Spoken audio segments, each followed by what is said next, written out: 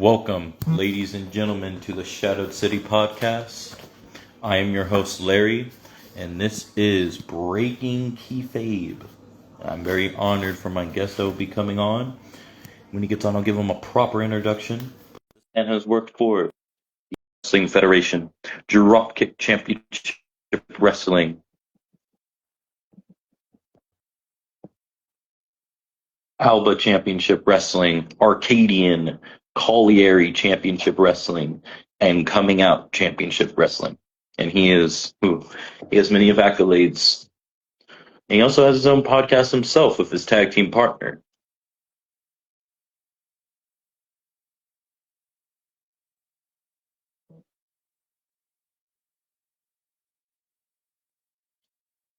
While we wait upon him, wherever he may be. All right, here we go. It says adding.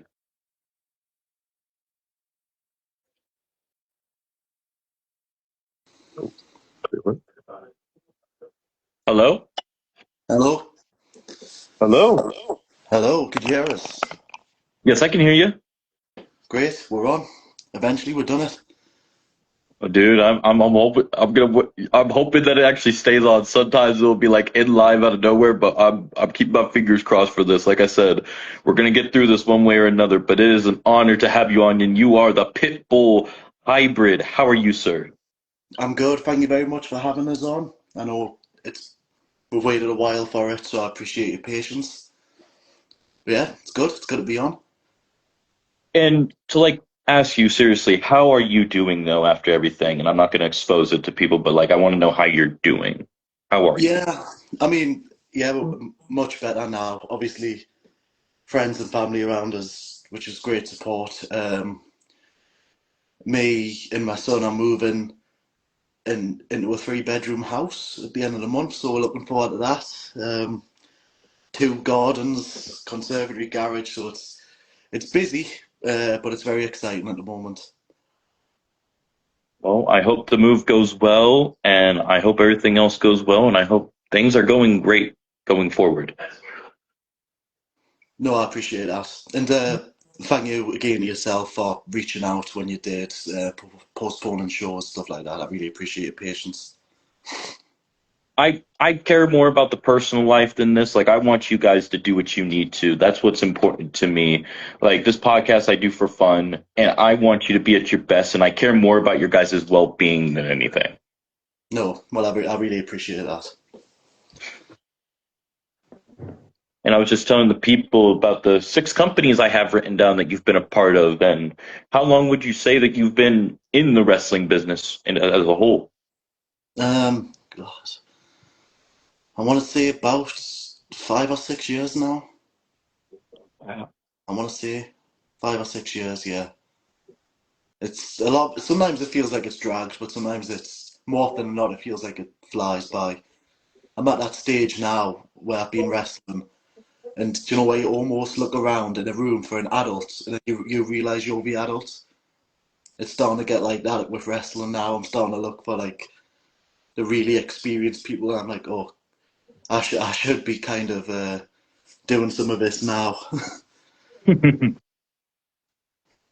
And within that period, you are a former CCW heavyweight champion, former lantern holder in CCW, former CCW 24/7 champion, which I think you've held twice or 3 times, right? 3 or 4 times. And you are a former IWF Regal Duos champion. The first First first ever, might I add. ever. Yeah, all this is it's helped mold us who I am as a performer, and I count each title win as something very special. So yeah, How do you feel when you're awarded a championship or a lantern like you were held in CCW? How do you feel being the one to hold that, and what do you think is the responsibility that comes with that? I think when I first won the world title, obviously I was grateful, but I wasn't ready. I was still very new. I had a very, I I thought in myself I was quite sellable, but I realised there's a lot more to being a professional wrestler than just the way you look and stuff like that. You've got to actually have character about you. When it came to the 24/7 title runs, I really found my stride. I helped make what I seen as like a joke championship quite relevant, and people wanted it. And the Imperial Regal Duo titles was really, really special because I got to do it with obviously Alfie Jackson, the first time I've really tagged with someone. Um, and that was probably the most emotional I'd been winning a title. He was when I interviewed Alfie, he said that you guys have been talking about being tag team partners for a long time, but you guys never got that chance until you guys went to IWF together. Yeah, I mean, there was talks of it. Oh, as soon as I stepped foot in the old company, to be fair, there was talks of it for a long time. When it did start to shape up, things kind of fell through at that company. So when we came to IWF, it was kind of the first thing that was pitched to us, and we're just, it's so weird because you look at me and Alfie and you wouldn't expect us to be a tag team, never mind champions. We actually wrestled in Alba, so shout out to Alba in a battle royal. I know it was a rumble, and we were getting photos taken by a photographer, and she said, "You don't look like a team," and I was like, "I kind of think that's what's going to make us work." And from our first match as a team, it was great. It was the most fun I'd had during a match. And winning the titles, yeah, it was emotional, but it kind of just felt right as well. Like it was the right person, it was the right time, it was the right situation. So Well said. And might I add, I've noticed even when you were a heel, like no matter in IWF or CCW, you always were able to entertain people. Like when you were part of the elite, everybody said you're their favorite elite member. I noticed you always had like even when you were heel, you were always trying to have fun. Was that done on purpose, or was that done just like by design, maybe? so I loved the idea of the elite. Um, and I think it definitely had some strong points. I thought initially when I was put in that team, this is an opportunity for me to dress in the suit, be like the silent badass, if you would, the silent hard hitter. But then within a few weeks, we kind of started seeing in the group there was something missing, and we couldn't work out what it was. And I think again within the first few weeks, I'd kind of given up on the elite and myself. So I kind of on one of our lives, I kind of just started just being myself, more laid back, just kind of enjoying the journey. And I think people really started to like that. And then I'm not good at like cutting a video where I'm talking in the camera saying, "Oh, I'm gonna next week I'm gonna win this title and make history, blah blah blah." I'd rather just do something random that even if it's stupid, people will talk about it a lot more than standing in front of a wall with some mellow music on saying I'm gonna win belts. It was just I just started having fun with it, and I think people kind of gravitated towards that. Well said. Welcome, Chanel Baltimore. What's good, people? Well, I am interviewing a pro wrestler from the indie circuit in the Northeast named Hybrid. And welcome, Chris Graves. And also, you were talking about how your character was. I noticed another thing that caught my eye was when on one of your lives with the elite tier, well, elite, not elite tier, but the elite, you were getting ready for your match with Sofrina. I think you might know which one I'm referring to. And you invited her on the live, and you were like talking, and you were like getting like into that serious mode. But then you're like, okay, have a good day. That was probably just a case of me running out of things to say, and rather than staying quiet, I just switch it up, keep people on the toes. Again, I've started to learn what people will remember in these podcasts, the lives, the promos, even in matches. I'd rather do something little that people remember um, than give them a match that they'll forget. what I've started Mhm. realizing even the past couple of years is when I'm doing this is just not take myself too seriously. Understood. And what's it like being called the Pitbull in the wrestling world? And can you tell me where that all started, the nickname?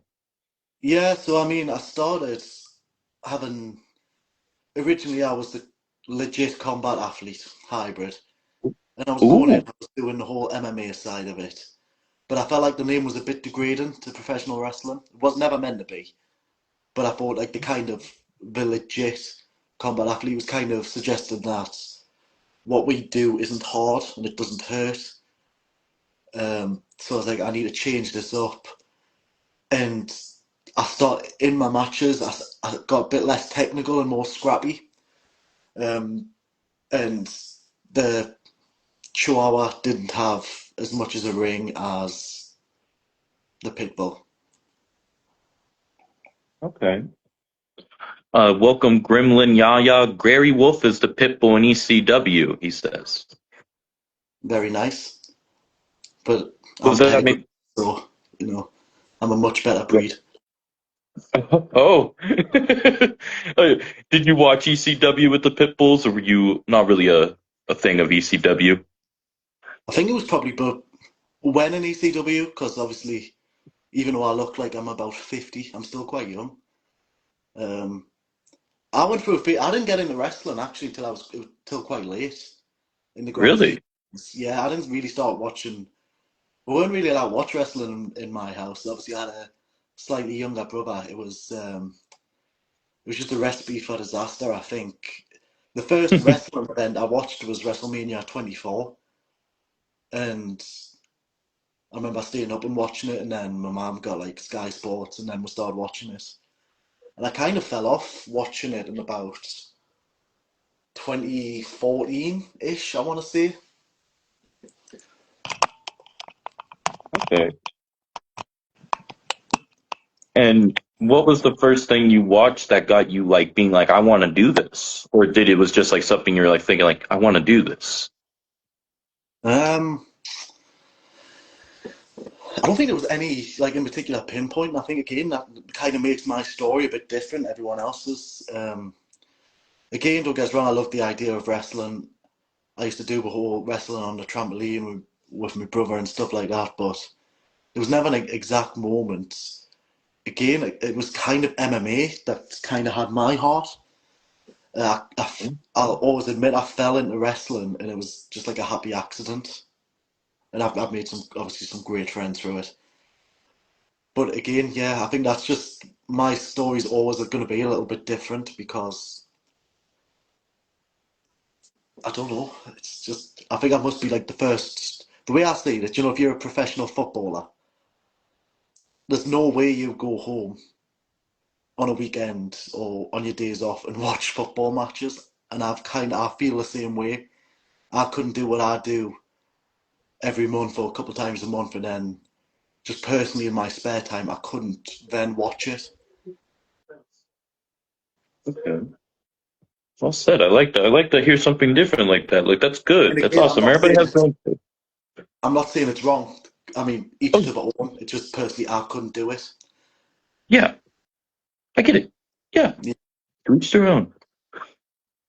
No, I like that. Everybody has a different story coming in, and I like that. I like to hear this, and I'm glad that you were truthful about it too. Welcome, Ed Hunter and Peter Law. I believe you are familiar with both gentlemen. yeah, I know them guys, supporters of IWF. Hmm. Um, how did you say like you said you started like with your like you were a fan of MMA and such, and did you use that into your fighting style when you first started, or do you think your style has developed, and how would you describe it to people? I think it's definitely developed now. I did start using that because it's just what I was familiar with. It wasn't an easy transition. That's not the word. It was easy to use them takedowns and submissions, and obviously it was a good starting point for us. But then I think with the more people I've worked with, more promotions I've worked with, it's like a trade. You pick up skills and you learn from other people. At the moment, I'd say, especially working with Alfie, he's definitely obviously using the knee strikes, the technical wrestling side, and I'm definitely, he makes that hot tag, I'll get in, and we're suplexing, we're Samoan dropping, we're military pressing. I'm definitely the, well, I'm the bigger of the two guys. And is there any moves with maybe giving us a hint unless are you working on anything new for your move set? Not really, I've kind of, again, like I've just said, with it being almost like a trade, you're constantly like picking up new skills. And I think maybe in the last 6 months, I've kind of rounded off where I am and my move set. I'm quite content with it. Again, I might end up seeing something and I'll be like, oh, that looks cool. Or I'll try and incorporate something else into it. But for now, what I'm doing is working in the situation and the tag team I'm in. I'm just going to keep it this way. I do want to try and Now, what bolster up some tag moves, so it's really hard to come up with tag moves I'm finding. Okay. Yeah, most definitely. A lot of tag moves have been already developed, and like I've noticed when it comes to like nowadays tag moves, it's like the person will do the one finisher and then it goes into the other person's finisher, if you know what I'm saying. Yeah, you think of Yeah. something, you're like, you even know the name of the move. It's been done that much. Mhm. Yeah, it is getting more and more difficult with tag team moves, definitely. Indeed. And welcome DJB, who I know you are very familiar with. You guys ran a music like theme song for the wrestlers on that one live with Elite. Then you guys were like picking who would go on to what with people actually voting, if you remember when I'm talking about the song brackets. Yeah, I'm glad you brought that up because I completely forgot about it. And that was one of the things that I really enjoyed doing. It was something different on a live. It got fan interaction, which I feel like is something that's really missing from a lot of promotions. It's the actual fan interaction side online. So basically, we made a contenders bracket. I think there might have been like something daft, like 30 something wrestlers, each with their own Yeah. theme song. We'd put the link in for the first brackets of each theme song.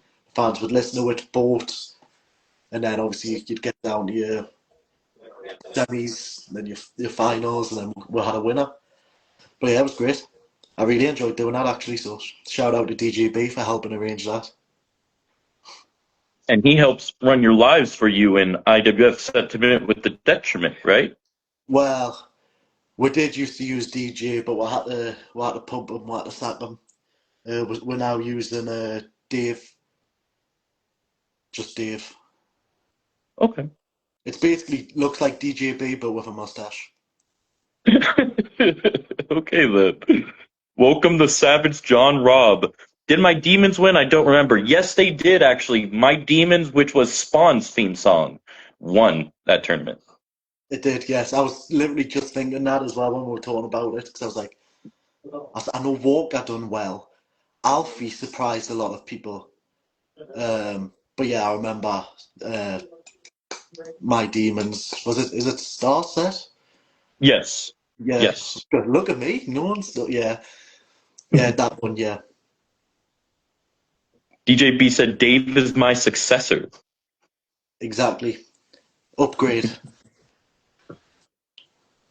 Now, did you have any influences or idols, whether it was wrestlers or something personnel or even like a parents that were idols or figures going into this? I think we'll probably be looking more at wrestlers. Don't get Okay. me wrong. I've got like in general, I've got like a really supportive family, but it's just not wrestling's not one of them things where they'd come and support us, which I'm completely fine with. Uh, like I said, when I was having MMA fights, they turned up to them.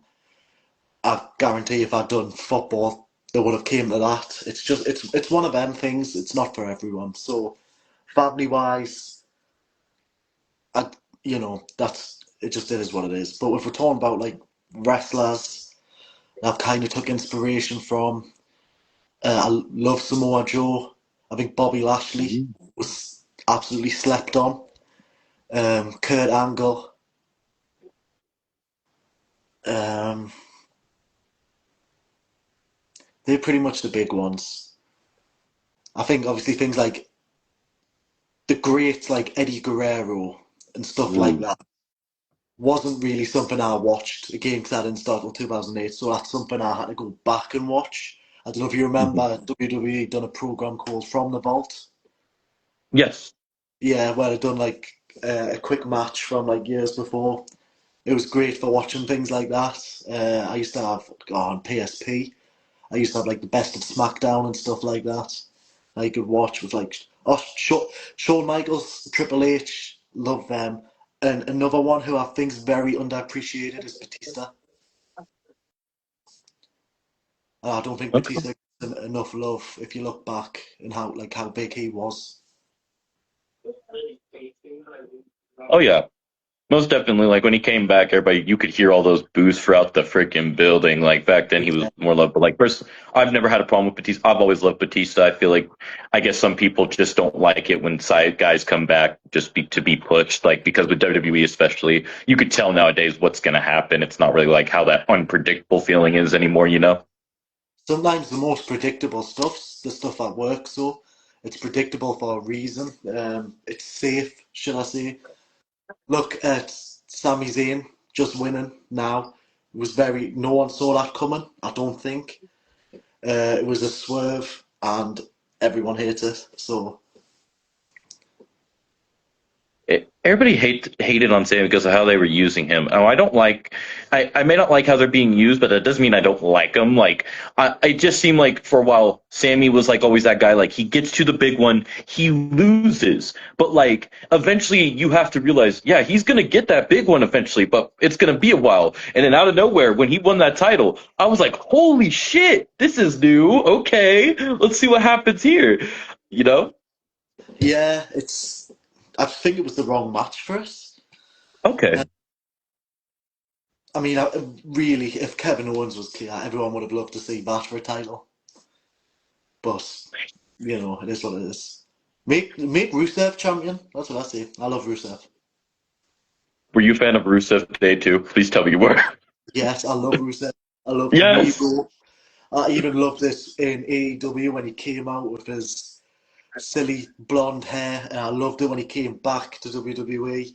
And now he's losing every match, but he's getting angry in promos and shaking his head. And even that's just great. He's just great. I hear that. I agree with that. Welcome your tag team partner, Alistair Stenson, also known as Alfie Jackson. Look at that handsome face and welcome Alexander the Judge. He says you have a handsome face. He always says that about it. He was talking about you. Bet he was talking about you. No, I think he was talking about you. Because doesn't he You like heard say that that about like at the Alfie. beginning of your lives? The rhyme that he does? The rhyme.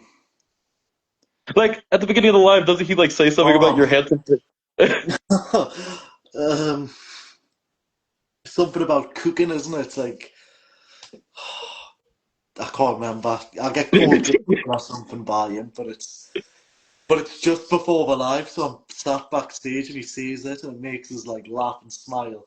Then the live starts, and I'm like, it's gonna be one of them lives, isn't it? That's the thing with Alfie. Is always like his comedic timing is either really really good or horrendous, but either one makes you laugh. Well, I I think that's remember. also what. Oh, I we remember remember. what? Sorry. This is kind. I know we won't mind us saying it. We're on our Okay. way to Scotland. It's just a little story. We're on our way to Scotland, and I'm a big fan of like beef jerky. I love beef jerky. So instead of the little pieces, I got the beef jerky sticks, and I don't know why I was going back to the car and I just put the whole beef jerky stick in my house, so like in my mouth. So the roof of my mouth was stuck.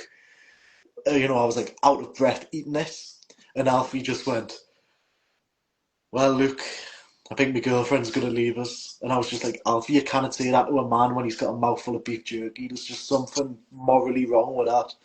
It's like you could have waited till I was finished. I was kind of like just sat there trying to talk, slavering. I was just like, You couldn't have waited until like the car journey, like there or something. Oh my god. Just a mouthful of beef jerky and then your girlfriend leaving you. There's something wrong about this. I don't know. That's so that's wild. Uh, I can see why you guys get along though. You both have that comedic like personality to you guys. You guys are like always looking to have fun. But it's so opposite as well, though. Like we do not have the same sense of humor, and I don't know if that's just it makes it almost so awkward. It's funny at times. I can't even explain it. He's just the man is he's so lovable, but he's like if my last two brain cells like existed, it would be Alfie and them two jellyfish from Shark Tale. Oh, Ernie and Bernie, the Jellyfish Yeah, Ernie Brothers. and Bernie. But instead of like Ernie and Bernie, it's like Alfie and Hybrid. I can see it. I can see People it. people always ask like, because I'm always tired. Like, don't get us wrong, I go out. Obviously, I work. I'm a full time dad and all that. And people at work are like, "God, you look knackered." I was like, just me answer all the time is just Alfie. I have to talk to Alfie. I have to deal with Alfie. I wouldn't have it any other way. Don't get us wrong, but you know, Yeah, that's awesome. He said, honestly, I don't even have a clue. I'd make it up on the spot. that's him calling us good looking. See, that's what I mean. He hates pinky to your brain. He comes up with stuff, but then he just forgets stuff as well. He just his mind's like a sieve, A safe, like he stores things in there. like a sieve. Do you know where you put like flour in a sieve and it Yeah, just it just drains out. that's wild. That's wild. Yeah, good stuff. Good times. I love this. Do you want to tell us about your finishers and signatures? I believe your main finisher is called the high ground, right? Oh, good. That's a long time ago. That was my first one. It was basically a push-up flapjack, and then they'd run. I pushed them up because obviously I get some height on them. Push them up, get behind them quickly, slam them Yeah. down. Looked great on some people. You try and do it on people who are like 300 pounds. It doesn't look as good. So I needed something a bit more versatile that I could do. I started doing the spear, but I done like the Bobby Lashley spear where you roll through with it. Mm-hmm. Like a rolling spear. Yeah, love that. Still do it time to time. And I like to keep that because I've started using the F5 as well. But I need Yes. that other move. I need that spear for the bigger guys. Um, that I'm obviously struggle with the F5. So, because F5, it's not exactly going to be, it's not like a attitude adjustment where you can kind of just flip them. Or Samoan Yeah. drop where they just drop back. It's like somewhere where their legs have to physically go over, so they need like lift and swam. So yeah, keep the spear for that. I've got a Superman punch. That's just something I kind of just taught myself. I know that sounds silly because considering it's just like a flying punch. But you Yeah. see people do it and you're like, oh, that looks great. And I remember just practicing it. And I was just like, okay, this looks good. I can make it look good from long distance. I can make it look good from short distance. I'll use that. So I started using that as well. And you would sometimes use the hammer when you're more heelish persona. You would use the hammer sometimes with your Superman punch. Yeah, I mean the hammer thing. So again, it goes back to the elites. When this idea was pitched, I thought it's just a group of people in suits which probably have our own thing. So I was pitching like I won't name names because I honestly can't remember who I pitched for what. One of them I recommended for like a pocket watch. The other one I recommended like a deck of cards, like playing cards. And my whole thing was going to be the hammer. And then as a heel and like as one of the bigger guys, I was getting wins, but I was told to get wins by using this hammer. Now I'm all for like the heels like cheating to get like one over on people, but when I'm having to use a hammer to beat people half my size, story wise it didn't make sense. So as soon as I got the opportunity to get rid of the hammer, I did. Oh, the rose, DJB said watch cards Rose Hammer, I think is what he said. yeah, those were the things I pitched. Again, the hammer was just kind of supposed to be one of them things where it would be, if it was a beatdown, would hold someone out and the hammer would come down. I didn't expect it to be one of them things where, right, you're going against 120 pounds, 18-year-olds, blah, blah, blah, who's never won a match. You're going to win, but we're going to have it so behind the referee's back you hit him with a hammer. It's like, to me, there's other ways you can get like a sneaky win without having to use a weapon. That's exactly what I did, DJB. So to bring out more of a comedic side, I actually got rid of the hammer and started using the ice lolly. So, Yes. You are a big fan of the ice lollies, I've gathered. I do some damage to an ice lolly how. You want to tell the people that may not know what your favorite ice lollies are? Um, I mean, I'm partial to a Solero. I do like a Solero. Um, where it's like the vanilla ice cream and then the orange, like fresh orange on the outside. That's nice. I don't think you can go wrong with a Twister. I think Twisters are great. And I don't know if you ever had them. They were called Calippo shots. Yes. Like, yeah, it was like the little tiny icy balls. They were great, but they got discontinued. So that was a dark day for the UK. They broke your heart. It did. And one thing I swear by is because I always ask people what their favourite ice lollies are, and I will get onto that with you. And everyone says Fabs, and I just can't get away with them. A Fab, not for me. Okay. So, what's your favourite ice lolly? Mine? Yeah. Oh, hmm. Well, out here, what we have for I like a good it's just like it's really like standard. You may have heard this before, but I do like me a good blueberry. Yeah, blueberry, yeah. So I like them ones, the simple ones where it literally is just it's almost frozen juice, isn't it?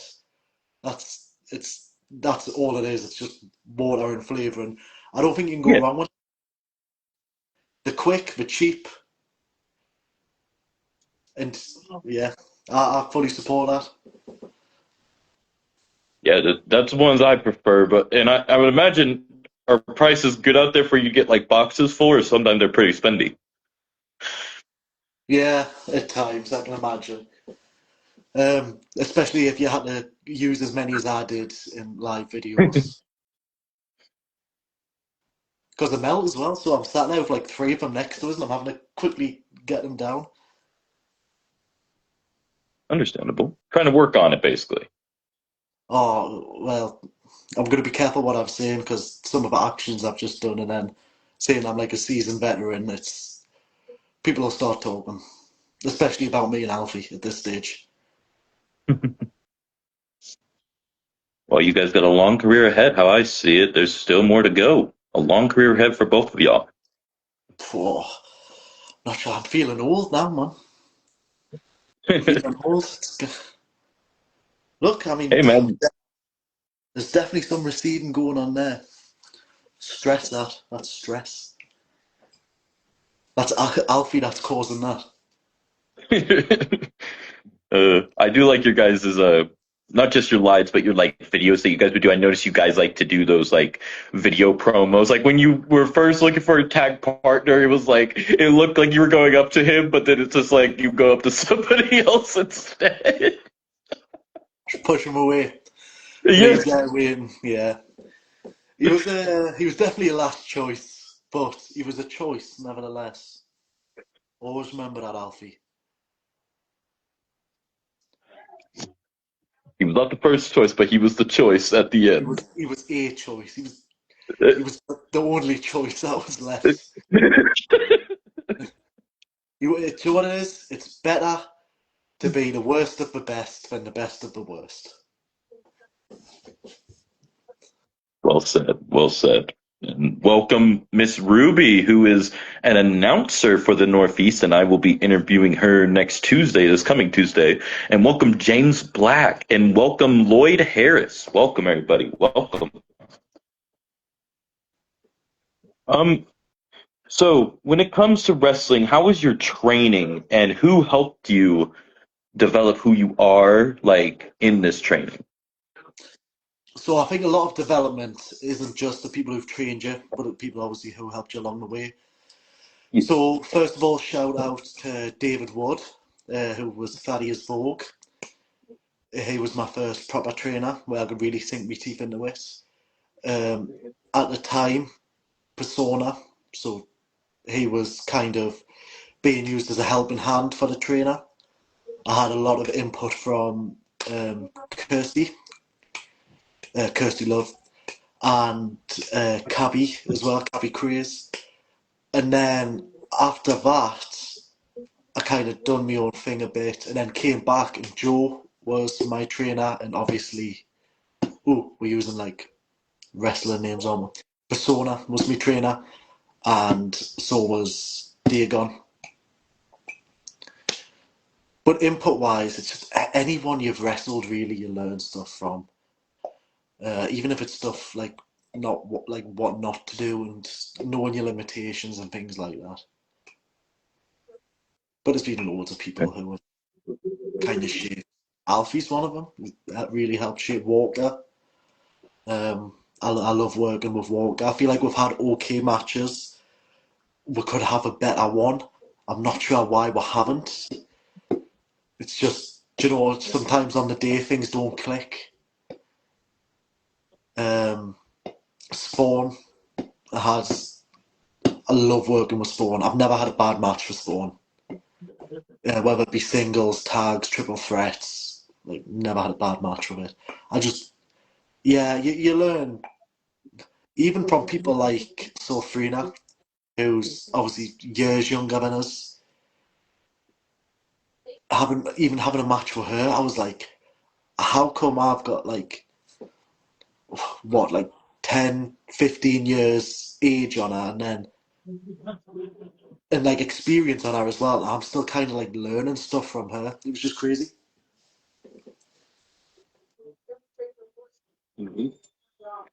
Yes, and like you learn as you go, like you stated, like even if you're wrestling somebody that does not have age or like experience on you, like it's still like a learning experience in general when you step in the ring with somebody, even like somebody that you probably never worked with before. It's just like, ooh, what's gonna happen here? What am I gonna learn from this?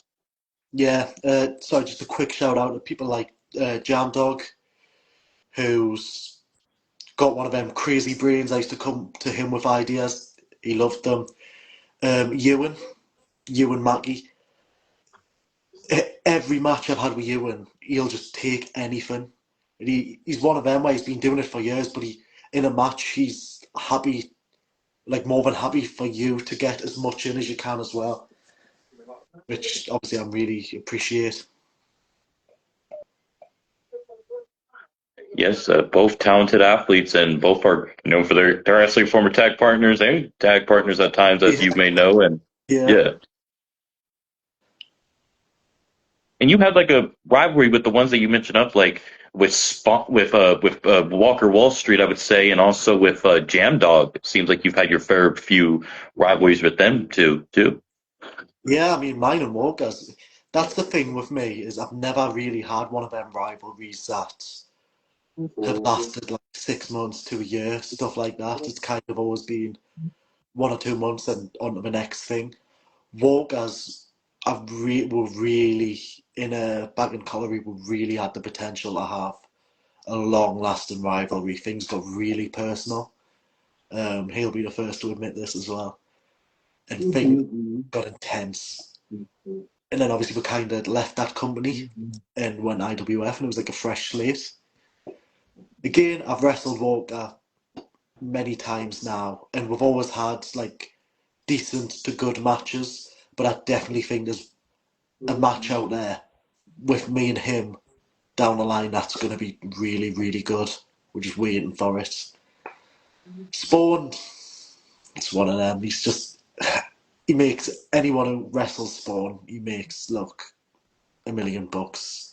He's wise beyond his years in the ring, and again, he's another one he can go so far, and he still wants to give you alongside that, which is great. Indeed. And welcome, diehard Hunter Ellis. And speaking of your rivalry with Walker, I don't know if you remember how this was going, how you just kind of explained it a bit, but there was supposed to be something that I saw on the last live that you guys did together when you were part of the previous company you guys were with, and it seemed like there was something going on between you, him, and Nate. Nate returns, and then there was like this big secret that was supposed to be revealed. Yes, but it was a secret, and it was so long ago I can't remember. Brandon, so I'm going to be honest with you, it might not have been the best secret. So yeah, I can't remember. No worries. No worries. I mean, I remember roughly, that being like an intense thing just because people kept on bothering you about it. Like your elite brothers, they were like telling you, and then you got into this heated thing with Dustin, and you were like, you old something something, and then it just kind of got heated, and there was like, oh, let's relax.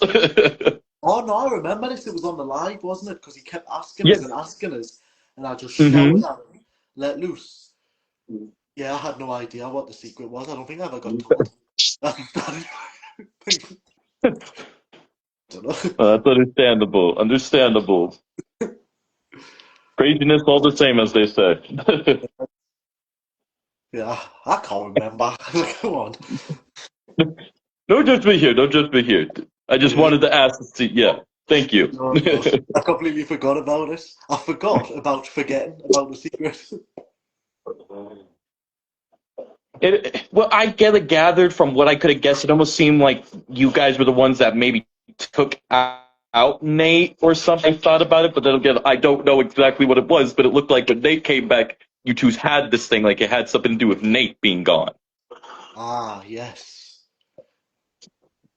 I don't have a clue what the plan was. I'm gonna be honest. I don't, no, I don't get it. I mean, me and Walker were having this feud that was like catching fire, and yeah, Nate came back, and obviously we were kind of kept in the dark. Well, I was. I was probably the only one that was. I was kind of kept in the dark in regards to like the storyline and this big massive secret, and obviously I never found out. So it's one of them. Long-term storytelling, I guess.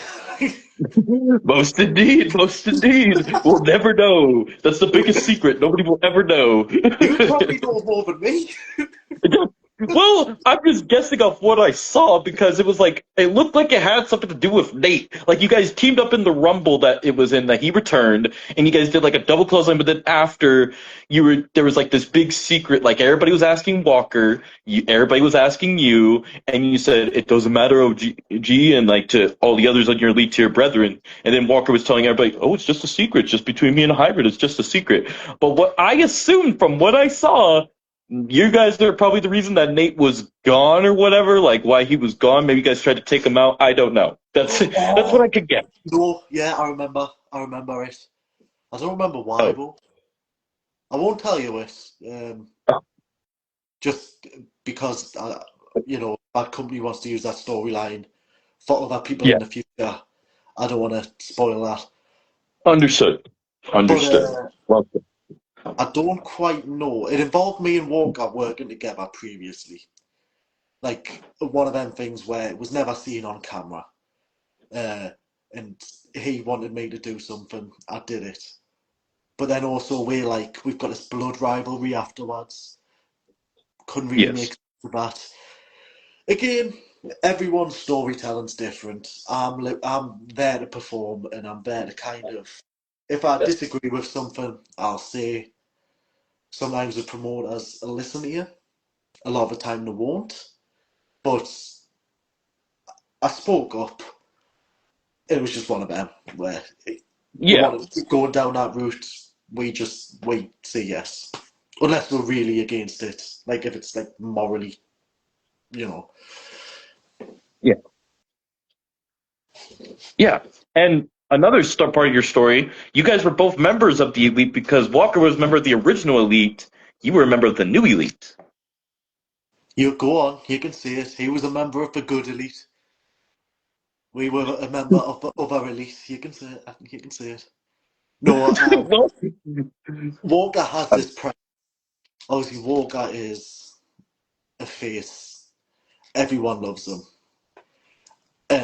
But I think Walker in that company was the best heel. Um, he's got, if you look at how he comes out and how he came out with Ronnie and Tommy, he's not small guys, by the way. He towered above them. He came out. He had his waistcoat. He coming out with his chewing gum, and he just had like this aura about him. Bear in mind, he's like what 6 foot, 6'4" or something. He towered above people, and he could move. Um, and he never really got gassed either.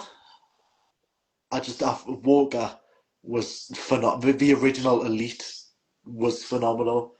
And obviously, I think it was Conor McGregor who managed them as well.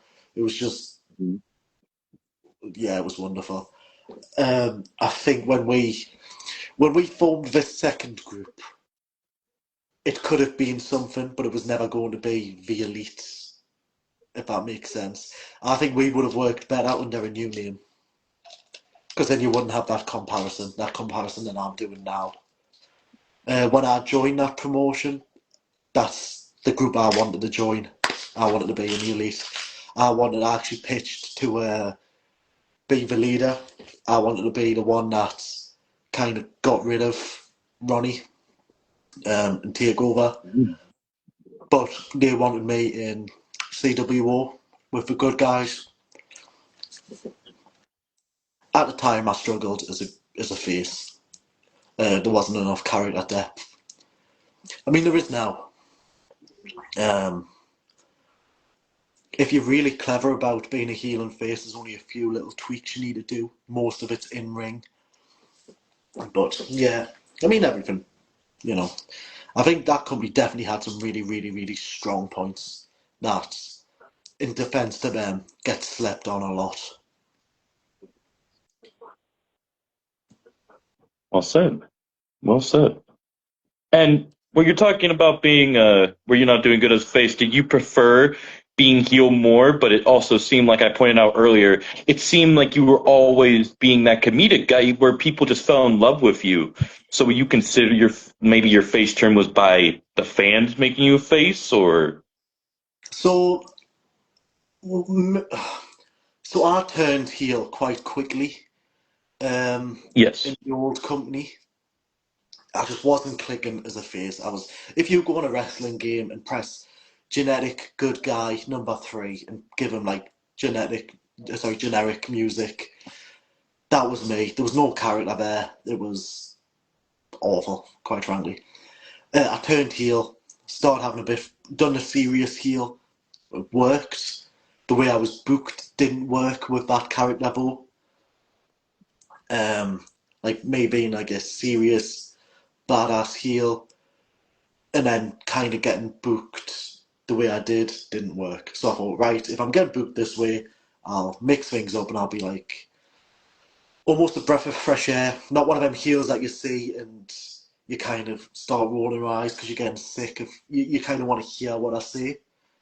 You start listening to what I say, and more importantly, you kind of remember what I say and what I do. But that could only take us so far. So me and Alfie kind of started to get that vibe in IWF where we kind of knew it was going to be tough for the fans to keep disliking us. It was like we're either going to get a natural face turn just randomly at a show, or we can kind of start planting the seeds and making a story for it and capitalising on that story. So that's what we've done. We started planting seeds, gradually started turning face, and then look at us now. Most indeed, most indeed. And When it came back to your training, was there any piece of advice that you were told that you still use today, or any new advice you have been given? Yes, so from Kirsty Love, and I remember this. In Arcadian, I got treated like a king in my first couple matches, and I had no right to be. I was very self-entitled. I thought I was putting in more work than everyone else when I certainly wasn't. Um, and I thought people would be knocking on my door to have us in matches. I wasn't. So after being booked really well, I was put in a rumble where I wasn't going to be the winner. I wasn't going to be runner-up. I don't even think I was in the final four. And I went on a tear in that match and I eliminated about 6 people. And the next training session, Kirsty took us outside and explained how I've done this. Took away from the people who kind of were supposed to win this match, and there was no way to tell a story during this rumble because, in a nutshell, I eliminated the majority of the people and ruined any chance for a story. And I Mm. really took that on the chin. So if I got told to go in a rumble now, last 3 seconds and throw myself out by doing something stupid with Alfie, I would in a heartbeat. Another thing which I was always against was fighting women in wrestling. It wasn't because I was sexist or anything like that. It's I just didn't feel comfortable with it. Kirsty told us, because my first match was a tag team match against Kirsty. Kirsty told us not to worry, and she started hitting me in the ring, and then I started hitting her, and then she was telling us to hit her harder, and I started getting scared. And then after the match, I was like, right, I've lost this tag match, but it went like perfectly, not a foot out of place, and I looked strong. Kirsty looked strong, like all of us looked strong in that match. So then I had a match against Sulfrina. I think it was Sulfrina next, who I lost to. I said that was the wrong call, but only because I was the 24/7 champion, and they wanted us to lose to Sulfrina on the show, and then win it back that same night backstage, or something like that, like via a promo for the page. I thought that was the wrong call, but I'd done it. And then, oh goodness, who did I lose to after that? Oh man, massive name. I was literally watching the video the other week. Uh, Oh, I can't remember her name. no worries. Oh, I feel awful. Anyway, I lost to another woman. So my character in my head still comes across as strong, but I've never beat a woman in a match, and that kind of Kirsty kind of taught me that it doesn't matter if you're a man or a woman in this business, as long as you tell the story right, like anything can work, and I kind of love Okay. that. And I think that's one of the things I do love about wrestling is because you're telling the story, like anything can happen, and if you're clever about it, anything can make sense. But you kind of have to be clever about it. And Yeah. Well said. Well this is just said. me. I'm not remembering the name. I'm sure it'll come Hey, to no. us after she was in NXT UK. Or was it Evolve? Oh, I can't remember. What is she currently wrestling for WWE now, or was it only on the NXT No, UK? no, it was NXT UK. She, big, tall woman, like double choke slanders, double-handed choke slanders. Gazzy or Ghazi? Oh, I'm What? sure someone will pop it in. I mean, I don't know who's watching, but I'm sure someone will was in Colliery or IWF.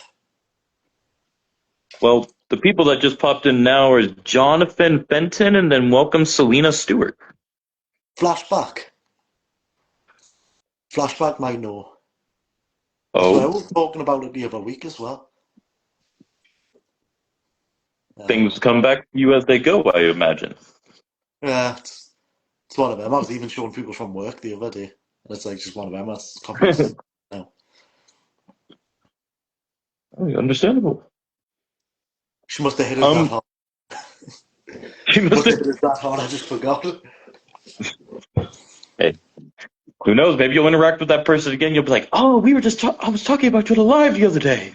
Yeah, I was talking about you on the live. I didn't mention you by name because I forgot you. I'm sure that would be great. Indeed, indeed. It might even come to you during this live. You'll be like, "Oh, wait, that's who." Yeah, it's if our music hits and the lights start going down, then I'll panic. Oh, yeah. Now you got me concerned. uh, now, how do you prepare for a match or a show in general? Oh, I kind of sit there moody in a strop. Um, Not intentionally. I think after I kind of plan what I want to do, there's always that hour and a half where you kind of. So a lot of people you'll see they'll walk through what they want to do. I'm the opposite. I kind of have to sit on a chair, lean over like that, looking at the ring and picturing myself in the ring. Um, so I'll sit there and people will just assume I'm in a mood with them. I'm not. I'm just kind of focusing. Preparation wise, I mean, probably shouldn't, but I love a can of Monster. I love the beef jerky. Um, I started recently listening to a bit of music, not right before the show, maybe like 4 o'clock, and I'm kind of. So I don't know if you heard about this thing, Joe, like chewing gum. Yes. They say chewing gum's good for when you're studying for an exam or you're in an exam. I don't know why. So I thought if I start like listening to music just after I've like planned what I'm gonna do, certain lyrics of that song, even if it's unrelated, might remind us of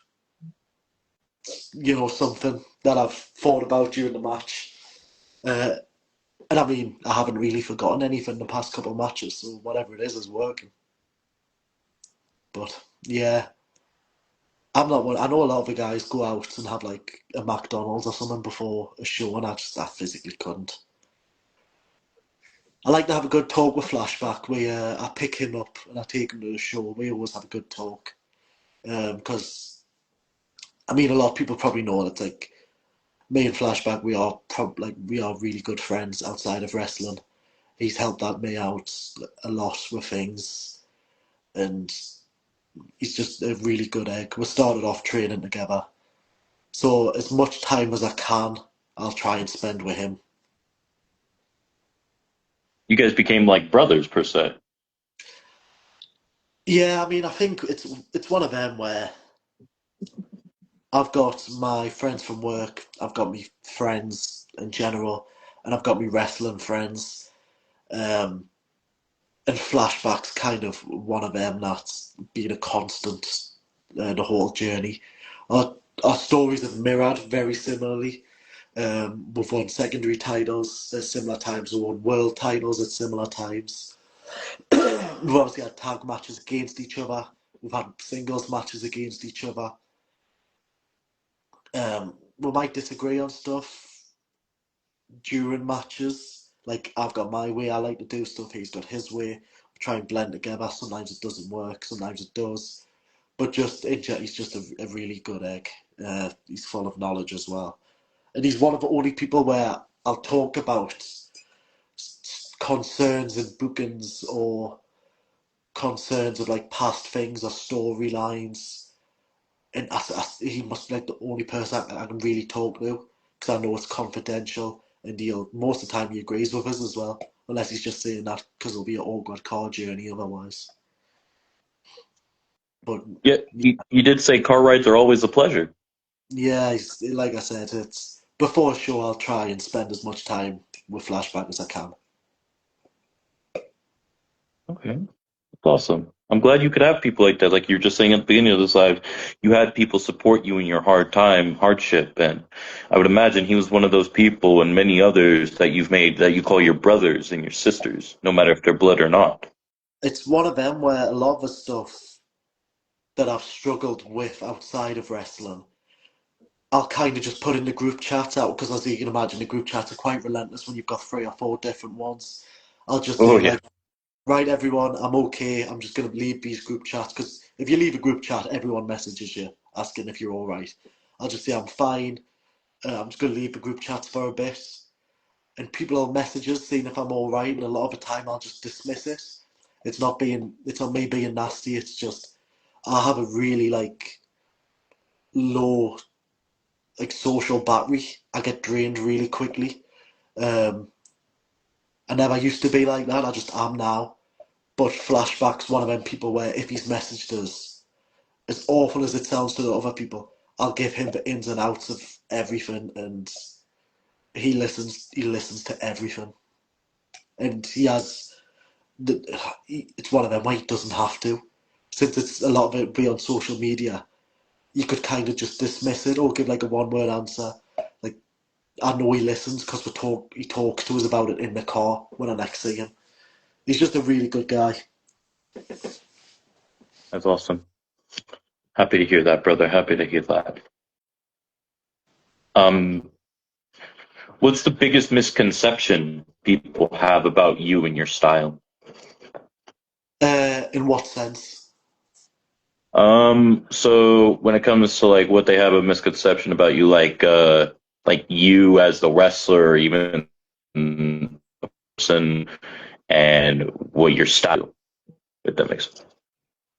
Um, I don't know. I don't Okay. really know. I don't really know what people think about us. Like I said, I've kind of got. I don't want to say I'm like one of them where I'm quite introverted because I've never used to be, and I don't think I am now. Like at training, when I'm at training, I'm one of the loudest there, no doubt.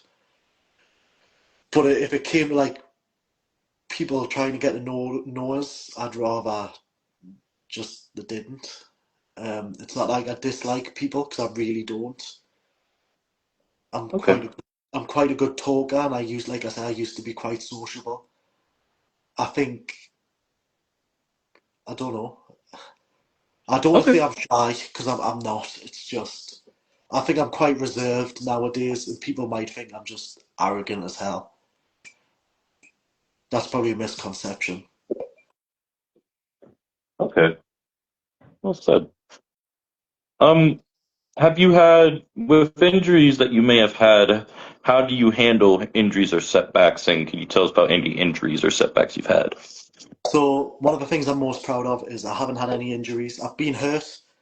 Um, ev After every show, it's you feel a bit stiff.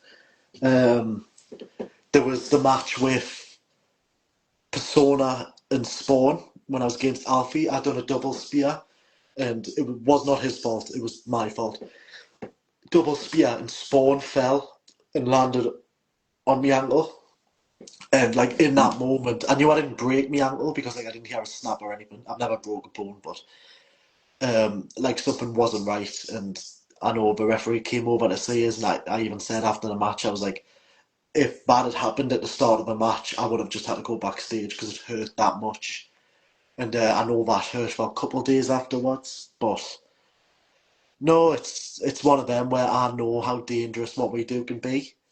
So I try and be as safe as possible, even if someone in this tag match, like Alfie, I'll just say outright, some of the stuff he wants to do sometimes is ridiculous, and I know it's a recipe for disaster. I think the stuff that Alfie does, he does really well. So let's not muddy the waters by getting it wrong or injuring himself. I think everyone should know the limitations, and I think if they want to try something new, that's what training is for. Um, yeah, I mean, I think people just need to be as careful as they can. Obviously, accidents happen. Just fortunately, with me and my move set being, I don't want to say simple, but Yeah, I'll say me and my moveset being as simple as it is. Do you know, like just lift, like big guy lift and stuff like that. I've never been injured yet, but obviously I'd say touch wood. There's no wood, touch wood, I guess. And have you had times where you've worked with somebody where they, in like being truthful here, like that do you feel like they needed more training, or do you feel like it was just more of a mistake that happened? No, I feel like everybody's at different stages. I mean, if someone's booked on a show, the booker obviously thinks they're good enough to. I've worked with people during the first matches, and I haven't thought that they're dangerous. Some things obviously have been sloppy. Um, like I remember I was working with someone, it was his first match, and I could tell he was just excited. He got us into a corner and started hitting us. And I told him, I was like, right, you're hitting us in the corner with these 10 punches, but you're doing it in the corner where there's no fans or no crowd. So he got us down, moved us in the other, stuff like that. But I've never thought anyone's been in particularly dangerous. I think a lot of the times, just some people just have them off nights and they're just something like I said, me and Walker. I know we could have a banger match, and I know our matches have been fine, but they've never been to the stage I want them to be. But I know they could be, if that makes sense. It's just Yeah, so you have them nights. most definitely, most definitely. Um, do you have any goals, whether it be for you or you and Alfie? Um, yeah, I'm not sure. I think the goal for me and Alfie originally was just to make sure we work as a team, and we did. Obviously, we won the titles, which was we won the title on our first night tagging together. I think that was the goal. I'd love to win the titles again. I think when you think of IWF and tag team wrestling and the tag team champions, either the two names you'll first think of is the Detriment or um, Johnny Fundant, Johnny Flashback. I'm hoping long term, when you think of the tag team champions in IWF, this is no shade to the other two guys because they're great. I'm hoping that the name you remember is the Detriment. Even if we never win them titles again, I hope what we done, the videos are done, the matches were hard, the stories that were told. That's my goal, to kind of be remembered in IWF, just to be remembered, I guess. I like to think of myself and Alfie and a couple more of the guys as some of the pillars of IWF. We were some of the first people there. We've been some of the consistent guys every month. We haven't missed a show yet. I kind of want to be remembered as one of the people who helped put IWF on the map. And you help promote out their stuff, I would imagine. Like you put out flyers where you're at, like you post on social media. Not as much as I should. Um, we've been told this so many times by Joe and John in training, and it's one of them. Every time afterwards, I say I'm gonna. I don't know why it doesn't. Sorry, but I don't know if it's just because of Facebook algorithms or what. I never ever see like the posters or anything, or if they ask us to share something, I've missed it. I'm not massive on social media anymore. I should really make more of an effort, and I always say I'm going to try even other promotions like Wrestling with Pride. So shout out to Tail for that one, and I should share more of their stuff because they're a great company to work for. Alba, another great company to work for. That I should share their stuff. Dropkick, who help us a lot, especially before IWF was a company.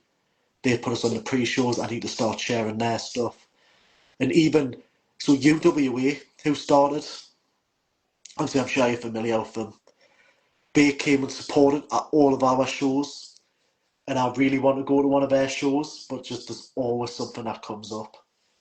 It's, but it's, I really need to, I'll be the first to admit I need to try more with promotion in regards to local wrestling.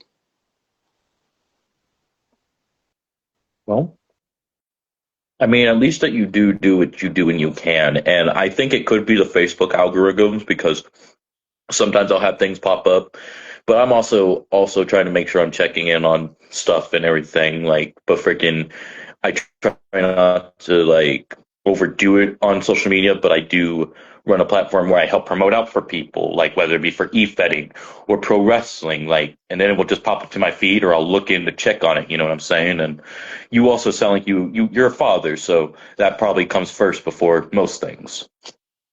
Yeah, I mean, like I said, I work full time as well, so it's Hmm. not like a case that's a priority over wrestling. It's just it does take a lot out of you. It's obviously you can imagine. Um, don't get us wrong, I wouldn't have like my life any other way, and that's why I'm not like clawing for bookings from other people. Don't get us wrong, if a company reached out to us, I'd definitely give them the time of day. But I think wrestling every week isn't something I could sustain.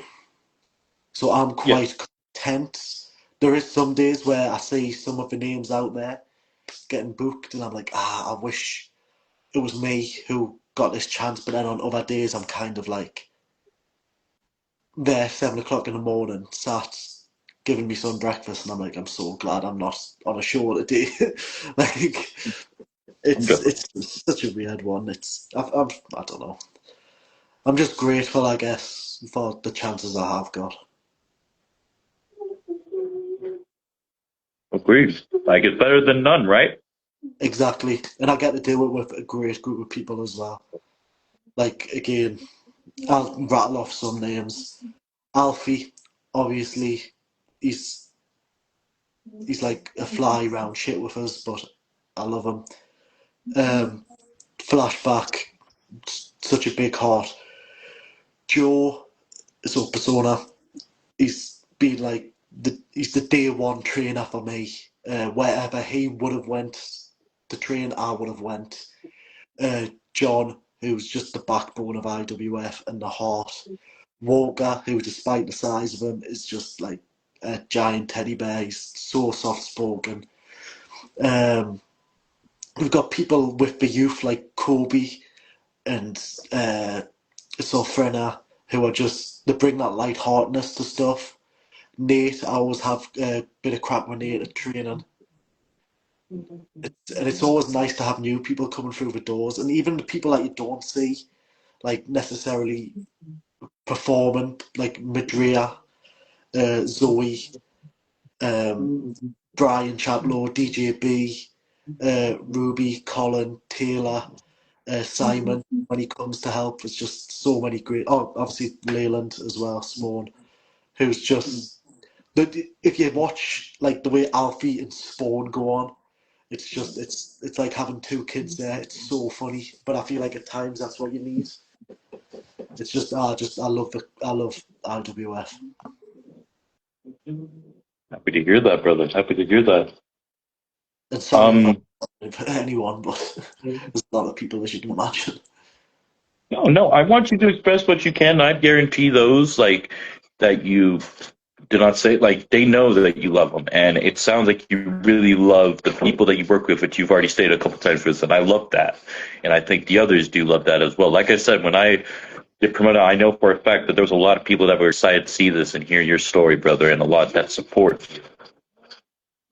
Yeah, like I said, I think it's definitely a different story, but it kind of gives people that insight of you know, just because you never grew up watching and wanting to be a wrestler doesn't mean you cannot be. It's definitely a unique story. Most indeed. And Johnny Flashback said cry, so he loves your words that you said. And Brian Chaplow, the Imperial referee, said evening, lads. Welcome, sir. Even in Brian, we've just been talking about you as well. Just, again, Brian, he's just such a sweetheart. My son loves Brian as well. So what we like to do is we get given the show to watch, like the next day or the day after. So I put it up on YouTube and I watch it on the telly, and obviously my son watches it with us. And Brian's the referee, so he sees more of Brian than he does of me on this show. And he just said, Brian, there's Brian. There's Zoe. Mhm. Oh, That's and awesome. shout out to Kaz as well. Kaz is at basically every show, and she really helps out a lot with Kellen.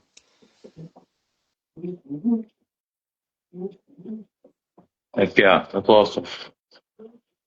Um, Favorite part about performing in front of a crowd compared to not performing in front of a crowd. Say that you do have a show and you don't have no people there, but also tell us what it's like when you have people there. I think it's more than anything else, it's got a certain charm about it. Whether I was a good guy or bad guy, I kind of always got noise from the crowd, which is what you want. But even things like if I was the bad guy and I got thrown out of the ring, I got some stick from the fans, or if I was a good guy and I got thrown out, it's like you don't realize how cheeky our fans can be at times.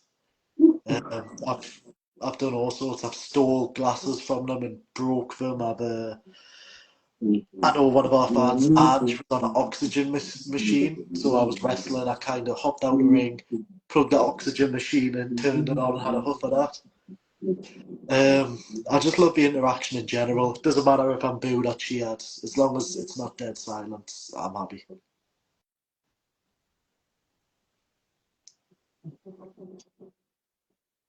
And you're willing to perform even if there is no crowd, like you just want to wrestle, right?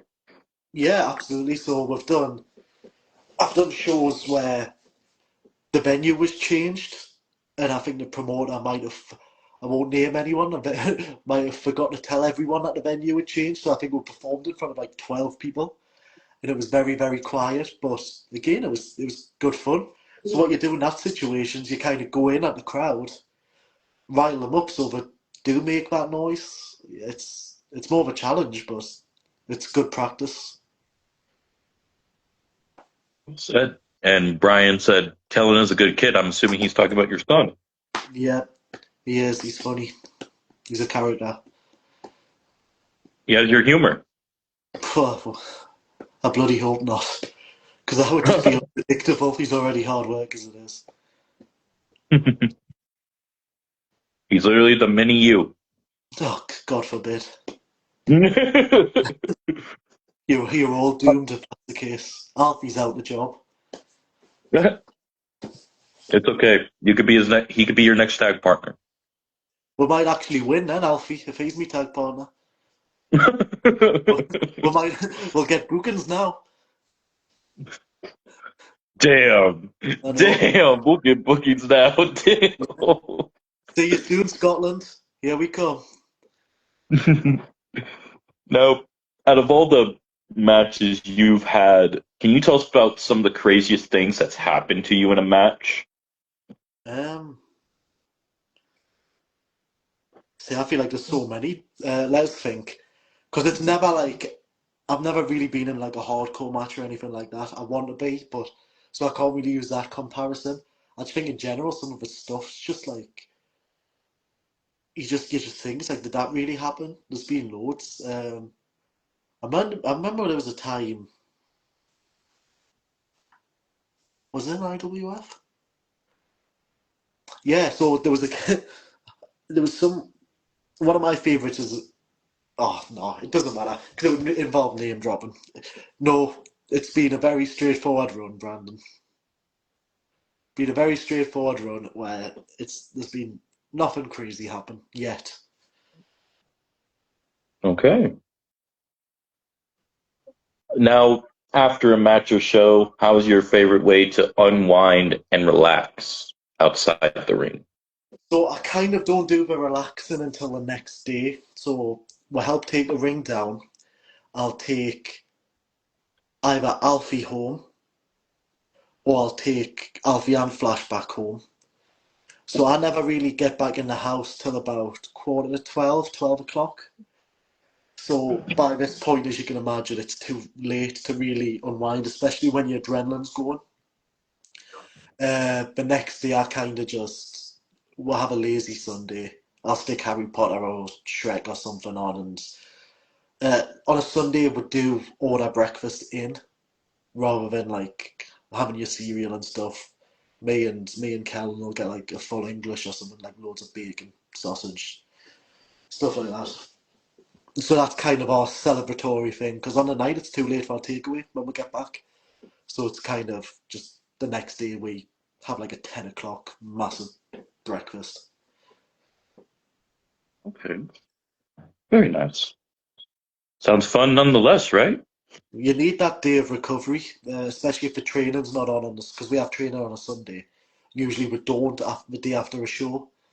So yeah, we'll watch things like Shrek, Harry Potter, Minions, Star Wars. We're just lazy. Or if it does get too much, if we get too bored, we'll kind of just go to the park just to let off a bit of adrenaline still. Okay. That's understandable.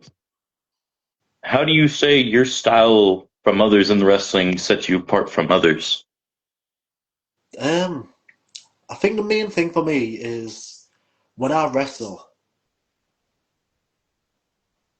it's something like it is like powerhouse moveset, but I can do some of the like more. I don't want to say athletic because I'm never going to be on like the levels of Young Yakup or Persona and stuff like that. I think at some points during a match, I can do that one move that's kind of like the highlight of the match. Um, but I think the thing that separates us most is always going to be the character side of it outside of the ring. Um, just when you kind of think you've got like hybrid sussed and his character pinned down, there's something will change and I'll freshen it up. Okay. I think that's what'll get us noticed. I think that's what has got us noticed. Well said. How has wrestling changed since you started? Um, for me, I mean, it's definitely. I don't think it's something that's changed, but wrestling in different promotions, you kind of every promotion. It's not just a logo you're looking at, which I always thought was the case. Every promotion kind of has its own big story, like big picture. It has its own character almost. So every wrestler has the character. Every promotion's got their own character as well. And I think over time, what I'm seeing is the more promotions that are popping up, the more characters I'm seeing, like the more different types of wrestling I'm seeing. I think at one point it just felt like you had your British wrestling, if that makes sense. Now you're seeing more of the gritty British wrestling, the high flying British wrestling. You're seeing some of the supernatural wrestling. You're seeing some of the more online social media heavy wrestling. And like I said, shout out to UWA. They won't mind me saying this, I'm sure. They came from a promotion that we came from, and then UWA have made their promotion and IWF made theirs.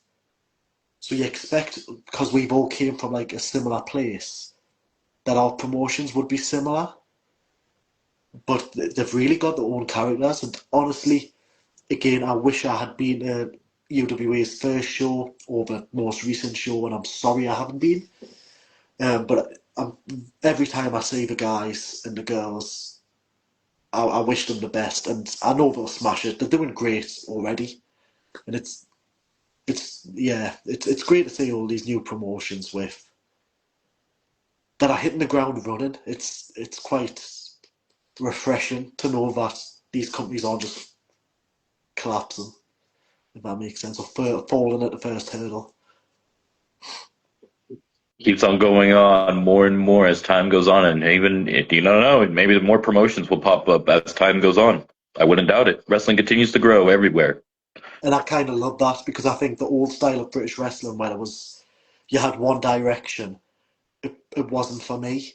Now you've got so many different things to choose from. Like I said, we were at wrestling with Pride a few weeks ago, and so these were some new people I was meeting, and there was some great guys that I'd worked with in Scotland. There was some new faces that I'd seen, lovely people, There was a lass that really stood out. I can't remember what she was called. Was it?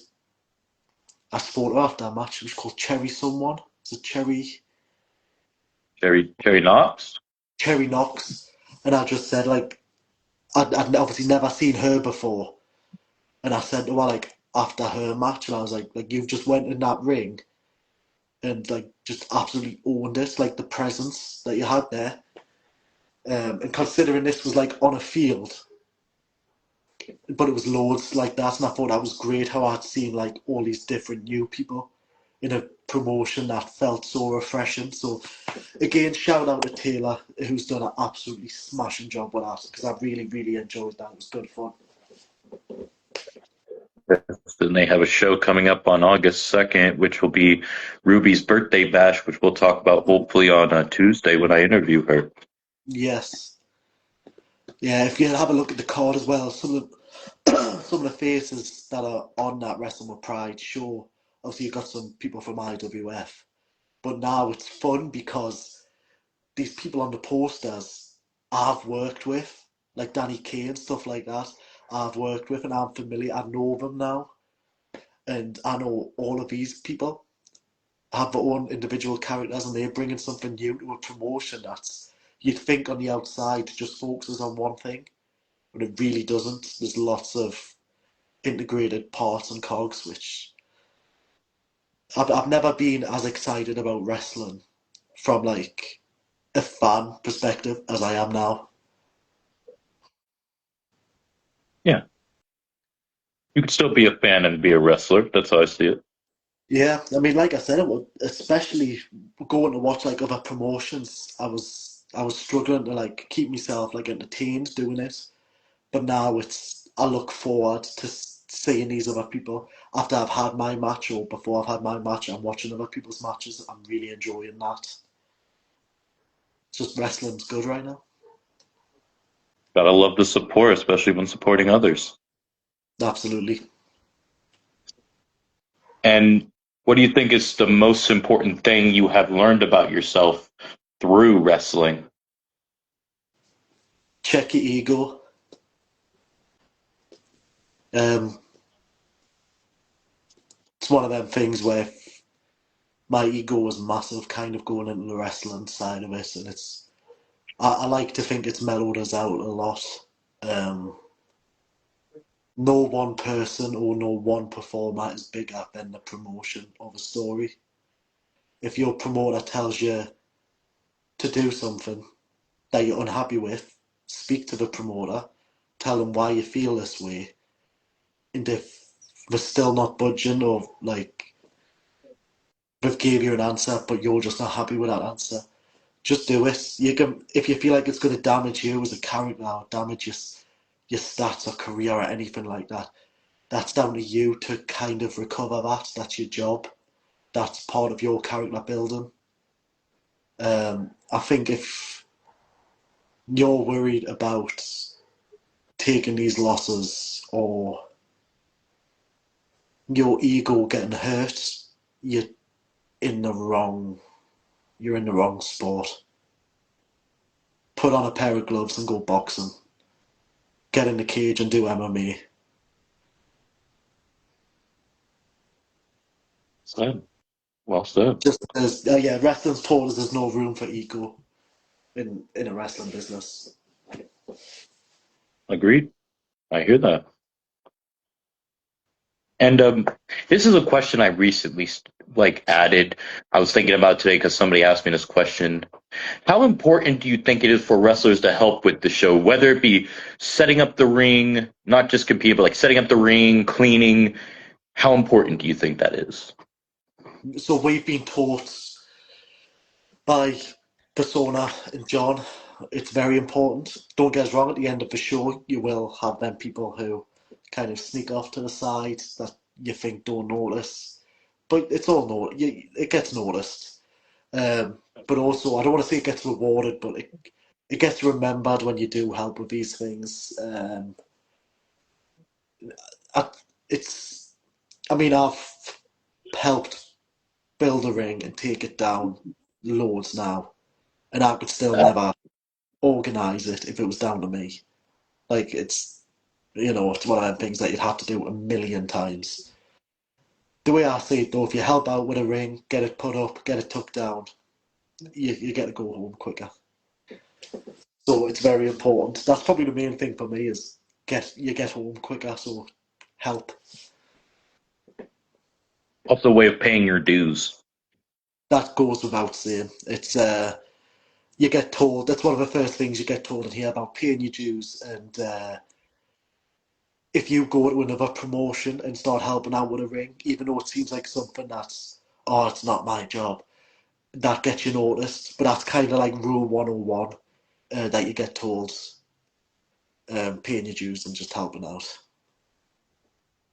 Well said. You'd probably get told that before you even go through your bumps.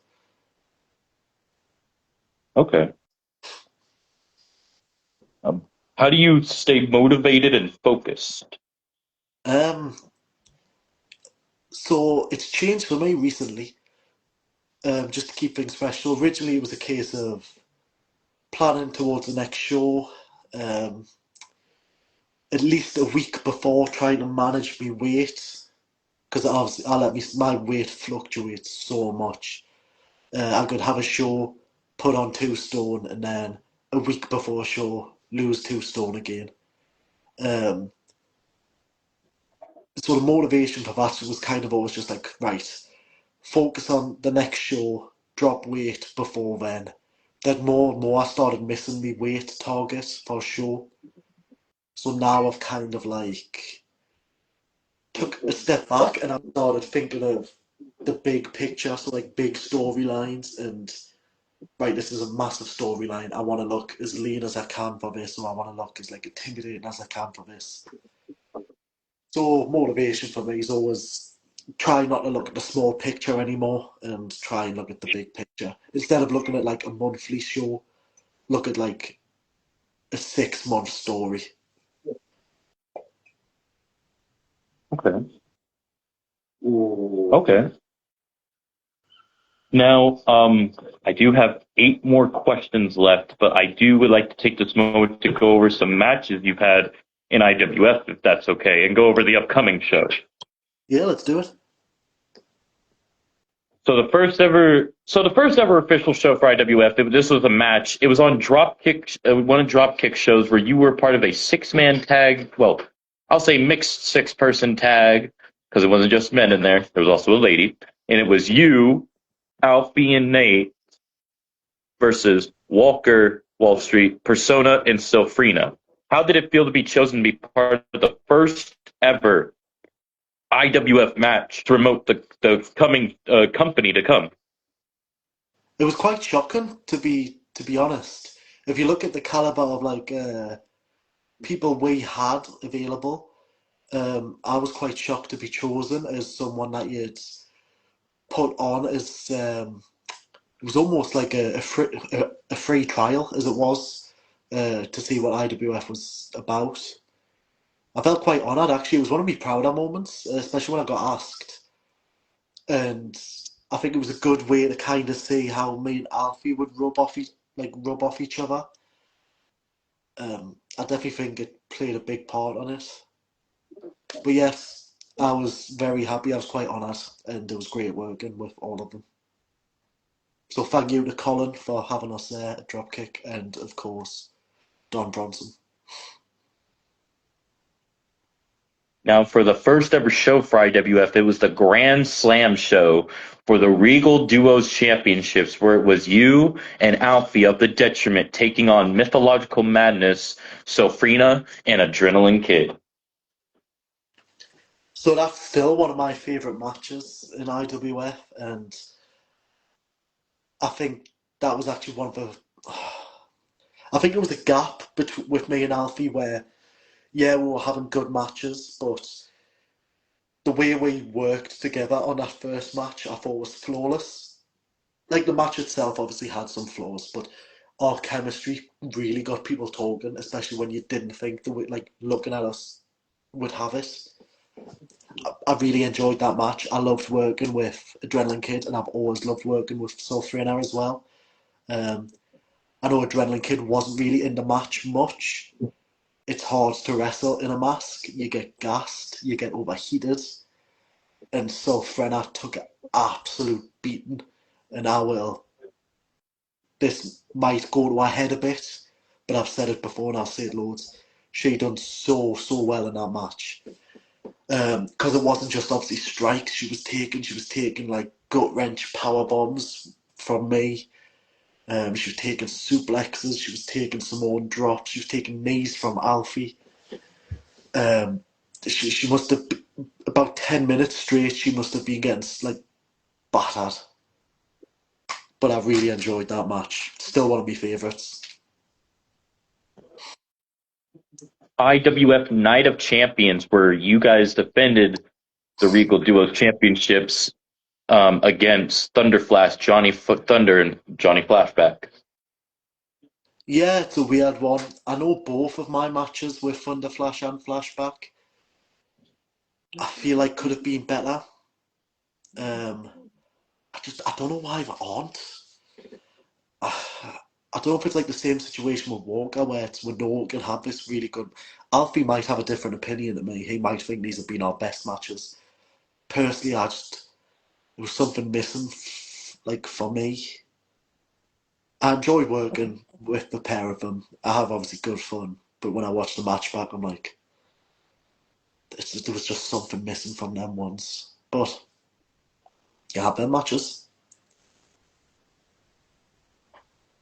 And IWF Monarch Madness, Regal Duos Championships, where you guys defended the titles against members of Strange Street, Jakob and Walker Wall Street. So I think the main thing to take away from that match was how much, because we don't see it, and we should see more of it, is Walker and Jakob as a tag team, as Strange Street. Why doesn't it happen more? I don't know. But they worked really, considering that was their first time tagging, I think. They worked so well together. It was fun because you had me, who was like the heavy hitter powerhouse on mine and Alfie's team.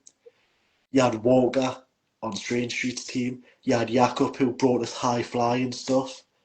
And then you had Alfie, who, you won't mind us saying, he had a job to do in that match, which was kind of I don't want to say like the butt of the joke, but you know, he had a job to do where he was kind of getting walked all over by Walker through the match. And nobody does that job like Alfie. No one does, obviously, especially now, as faces, nobody does getting beaten down and then a comeback like Alfie. He's really, really good. IWF Reign of Terror for the Regal Duos Championships, where you guys defended against the Z-List, E1G Mackie and Jam Dog. Yeah, so this match I always remember because I'd done it wearing a pair of jeans. Because came out, Alfie was dressed as Deadpool and I was dressed as Wolverine because it was Halloween. Nice. That match was just chaos, but it was so much fun. It was like the unorganized chaos where you didn't know what was going to happen. I nearly had my head taken off at the end of the match with a kendo stick, which I didn't even know about until I watched the match back. Hats off to you and Jam for letting us get as much in as we did during that match and giving us the rub, because it was really fun. It was one of the most fun matches I've ever had. And you took a break from the tag scene for a little bit in this next show, where it was the IWF Gauntlet, where you were in a fatal four-way. You remember this match? Yeah,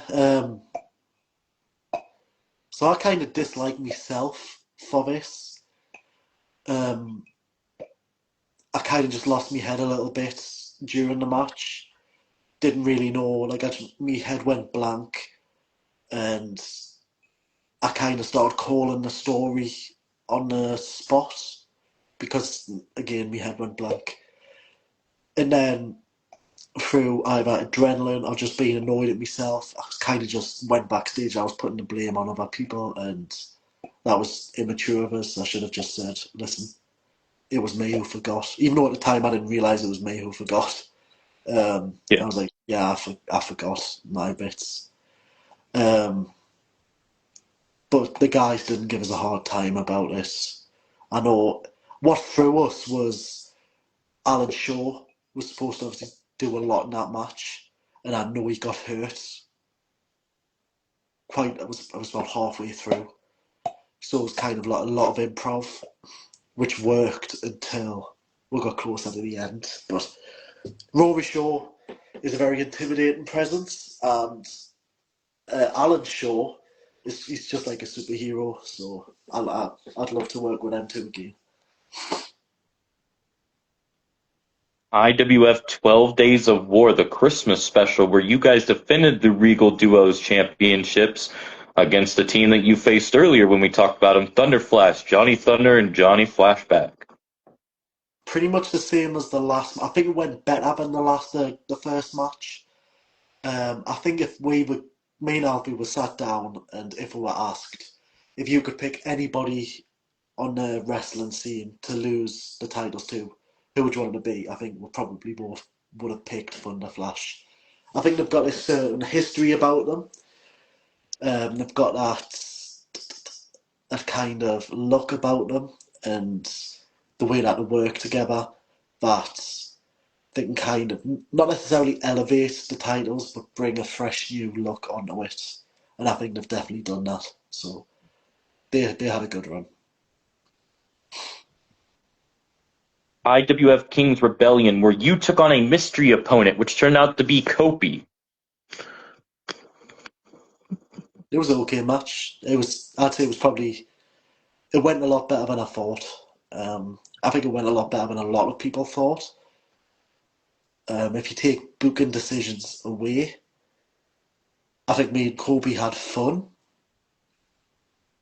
I hope he agrees. And shout out to Kobe in that match as well, because I know he gave himself a bit of a hard time afterwards, saying he forgot something. But if you watch that match back, it's absolutely fine for a match before the main event. The match where you're supposed to be losing the crowd, well, not necessarily losing them, supposed to kind of get them warmed up for the main event, if you know what I mean. Yeah. It done a very good job. Um, yeah, Kobe done very well. He came out dressed as Persona.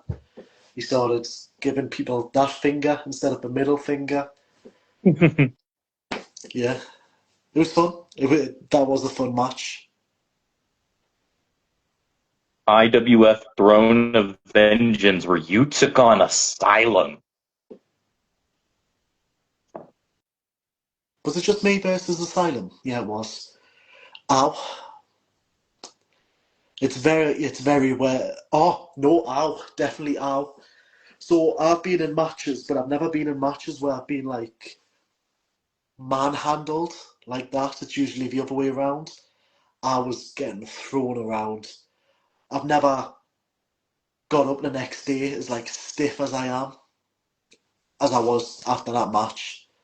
Don't get us wrong, he's very safe to work with. Really, really safe. I wasn't used to it. So yeah, A new experience.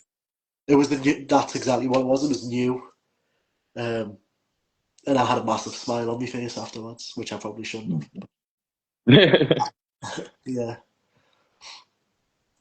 Now for the IWF Regal Rampage, you the Detriment teamed up with Spawn versus the Personas Druids. Yeah, that was another fun match. I know Alfie really likes this one. I think I do as well. It was just one of them matches where the job was to make us kind of have that win, look good, and have fun doing it, and look dominant. And I think it ticked all the boxes, especially working with Spawn, who at the time everyone adored. It was a really easy decision, storyline wise and booking wise, and like I said, sometimes the most predictable booking decisions are the right ones. So Well said. And before we go on to the next matches, I believe. So you guys were teamed up with Persona for a good point, but then eventually you guys, the detriment, turned on Persona. But then, as we know, Spawn turned on his father, helping Persona. Want to tell us how that story, being part of that story? It seemed like there's a lot of elements to that story. You guys were a part of it. You guys developed into like your face persona. Then it changed sides of like where Spawn is the heel now. And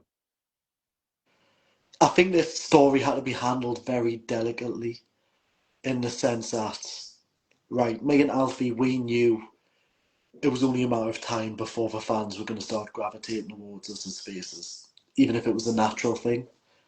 It was a case of, if we're going to do it, we're going to do it properly. Like, properly. We're going to cement ourselves as big faces by taking out the company's biggest heel. So we've done that, which was refreshing to have a crowd cheering. Because I think the crowd wanted to cheer for a while as well, but I felt like they weren't allowed. So I think that was refreshing for them. And I think because you've done that, you kind of had a gaping, detriment-sized hole in the heel division. And because we are two people, you needed that big, massive shock factor. And I think it was the perfect time for Spawn to take his heel turn because he perfectly fit that gap that was there now. And obviously that story had been brewing much longer than ours had. So it kind of worked so well. I think both happening at similar times worked so well. Had to be handled delicately, and I think it was handled perfectly. then after that whole situation, that's when you guys faced the reunited Lilac Legion, Persona, and Spawn at I'd say IWF Power Legacy. I'd say that was the best tag team match we've ever had. Um, yeah, it was fantastic. Another one of them matches that I just felt like was flawless. I remember watching the match back, and it gets paused whenever the trainer wants to talk about something that went wrong, stuff like that, and it never had to be paused, so it was just great. Loved it. IWF Battle for the Crown for the Regal Duos Championships, where you, the Detriment, took on the champions, Final Fantasy, Danny Kaye and Iwan G. Maki. Um, I felt good about. So I know going into this match, Alfie was very excited. I was more so not necessarily nervous, but I was just like, this feels like one of them matches where things can go wrong. You've got the guys coming from Scotland, they don't get here till late. I'm one of them that's kind of, I like to have that preparation time. I can't believe how well the match went, to be honest. It was fun. It went really well. Um, it kind of opened my eyes on working with new, different characters like Danny Kaye. Um, I think our characters would bounce in a singles match, would bounce off each other very well. Oh, yeah. Yeah. So thank you to Danny Kaye and thank you to Ewan for a really, really, really fun match. And now coming up is the next IWF Grand Slam, and I have a list order of what is supposed to be going down, starting with a live performance from Pink Lemonade. I've never heard about that. So Pink Lemonade were a girl group that was performing at the Wrestling with Pride show. They are a bunch of I think it was three young girls, three young lasses. But they were playing like a mixture of songs. It was really good. I remember I was there with Alfie at the back singing. But yeah, they were really good. So it'd be great to have them. Great to have them at the IWF show. And the first match I have listed is a last man standing, and oh my gosh, these are two big boys, Walker Wall Street and Asylum, two giants in a last man standing.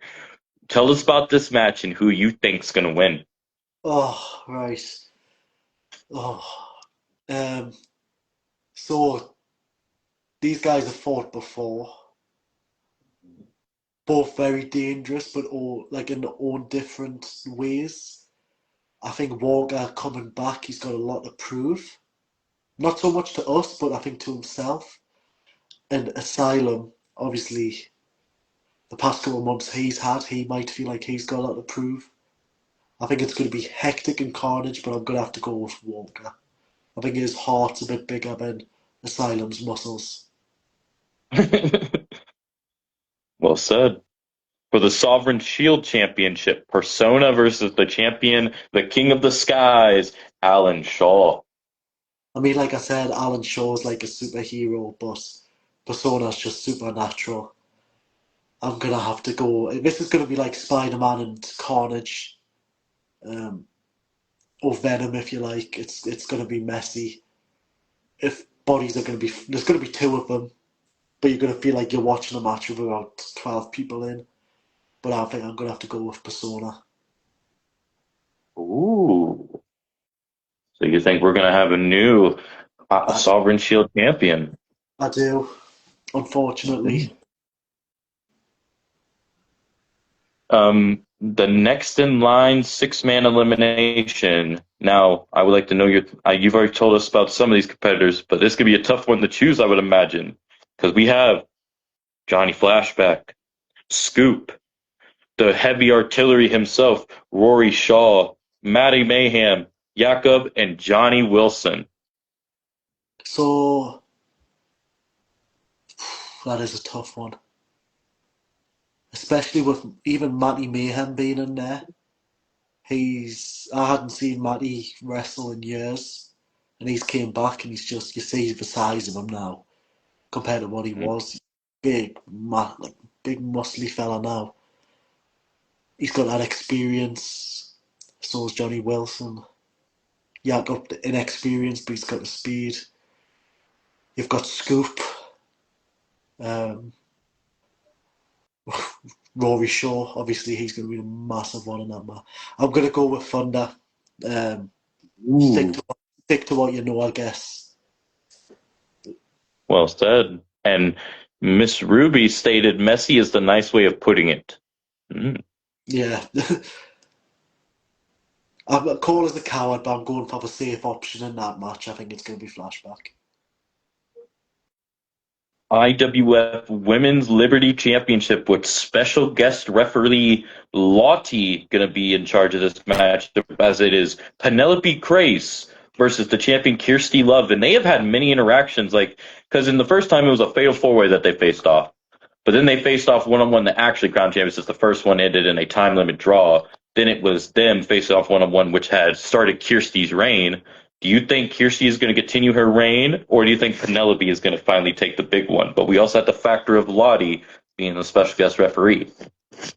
So I've shared a ring with Kirsty numerous times. I've shared a ring with uh, Penelope Grace once in a rumble where we were rubbing shoulders and we kind of got to work together with Simon J. Money. We got a selfie, which was fun.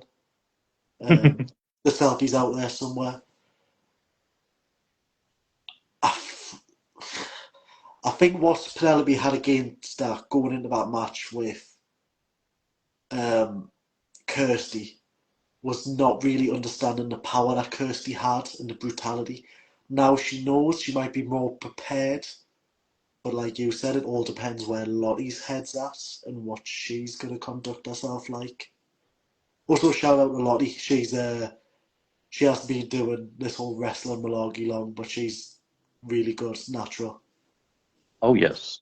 Agreed.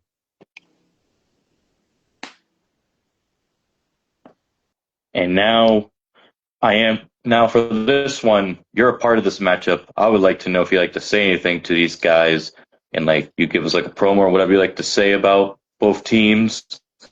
But here's what it is for the Regal Duos Championship. Blaze of Glory versus you, Hybrid and Alfie, the Detriment versus the champions, Final Fantasy, Danny K and E1G Mackie in a triple threat elimination tag. And I do have a question. Do you know if this is like the elimination tag where if you pin somebody, that whole team is eliminated, or is that just a single person eliminated? No, I don't even know if it's elimination.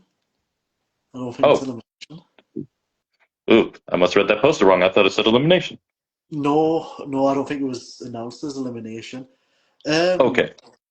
well, not that I've been told anyway, but you know, could be one of them. Could be one of them things. I will look back at it. We'll figure this out. Somebody look at the Um, poster. listen, I'm not gonna sit and cut a promo on it. If you want to watch a promo, a little plug, go check out IWF page. Keep your eye out for stuff. There's no doubt I'll end up saying something or other about it. I'll just keep it as myself talking. I love working with Ewan. I think Danny K is amazing crack and he's got a cheeky charm to him. Blaze of Glory, I've seen loads, I've heard loads. Yeah, I was kind of like, okay, I'm going to be working with these, that's good. But it wasn't until the last show where, like, legitimately, when I was in the faces of the two of them getting riled up, I was getting angry. And I was like, this is great, because if I'm getting angry about this, just them standing in front of us, it shows that there's emotion there and I'm excited for it. So honestly, Blaze of Glory, I cannot wait to have a match with yourselves. And of course, Ewan and Danny K. Well said.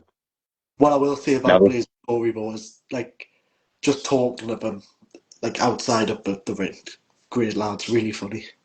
Just proper like down to earth, nice souls. that's awesome.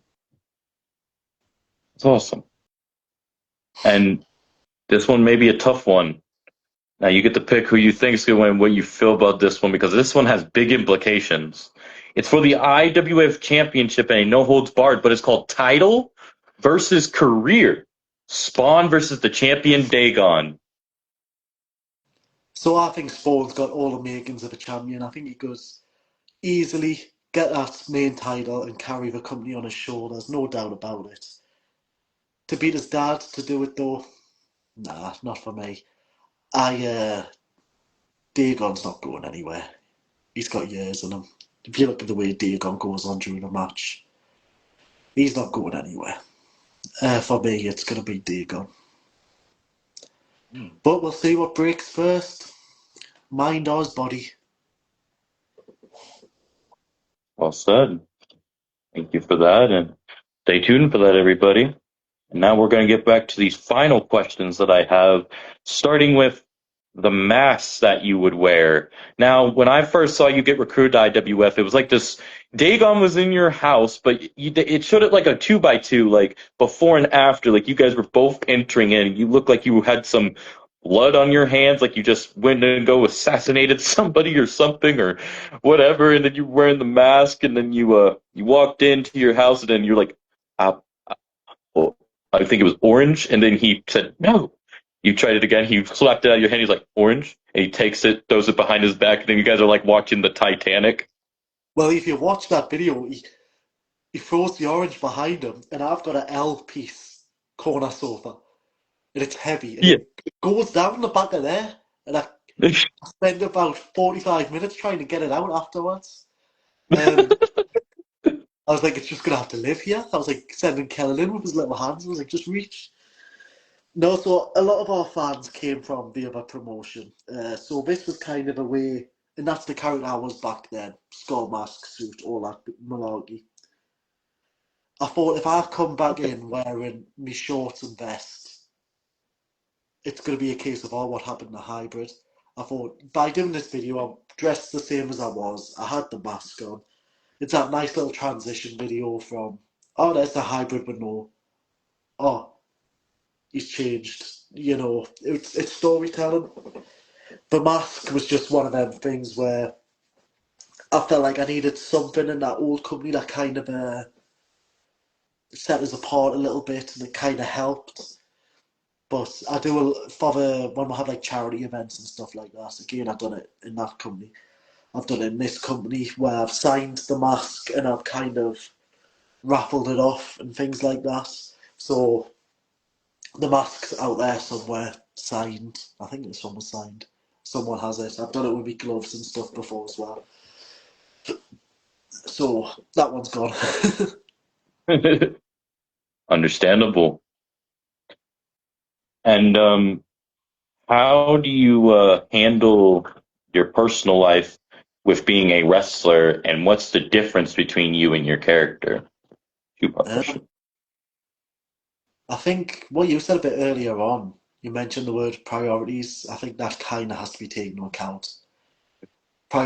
Okay. Priorities in your personal life, and then if you've got the luxury of having that little bit of time and space afterwards, pursue that dream of being a wrestler. I think I'm very fortunate in the sense that I don't just do wrestling. I feel like I'd be very bored and I wouldn't enjoy wrestling as much as I do if that was just my life. But also on the flip side, wrestling and the training side of it is my social life and it's my means of escape. So I think just priorities, and again, it hasn't happened to me, but if you get any injuries, take that time to heal, mental health wise as well. Um, Take that time. One thing I'll always say, and someone told me, is wrestling's not going anywhere. If you need to have time off for yourself or for an injury, just take that time off. Wrestling's always going to be here when you're ready to come back, which I love. So, That's awesome. That's awesome. Now, out of all the matches you have had, can you give us 5 to 10 of your top matches? 5 to 10. oh, um, so I'll say Hybrid versus Persona at Ooh. CCW was a very good match. Better than it had any right to be. Um, the Detriment versus Mythological Madness. Again, just a pleasant surprise, and it was a feel good match for me and Alfie. A Hybrid versus. I'm torn here. No, I will say it. So, Hybrid versus Spawn Ooh. versus Alfie Jackson was it a coming out show. So it was kind of like one of them that not many people got to see. That was a very good triple threat match. Um,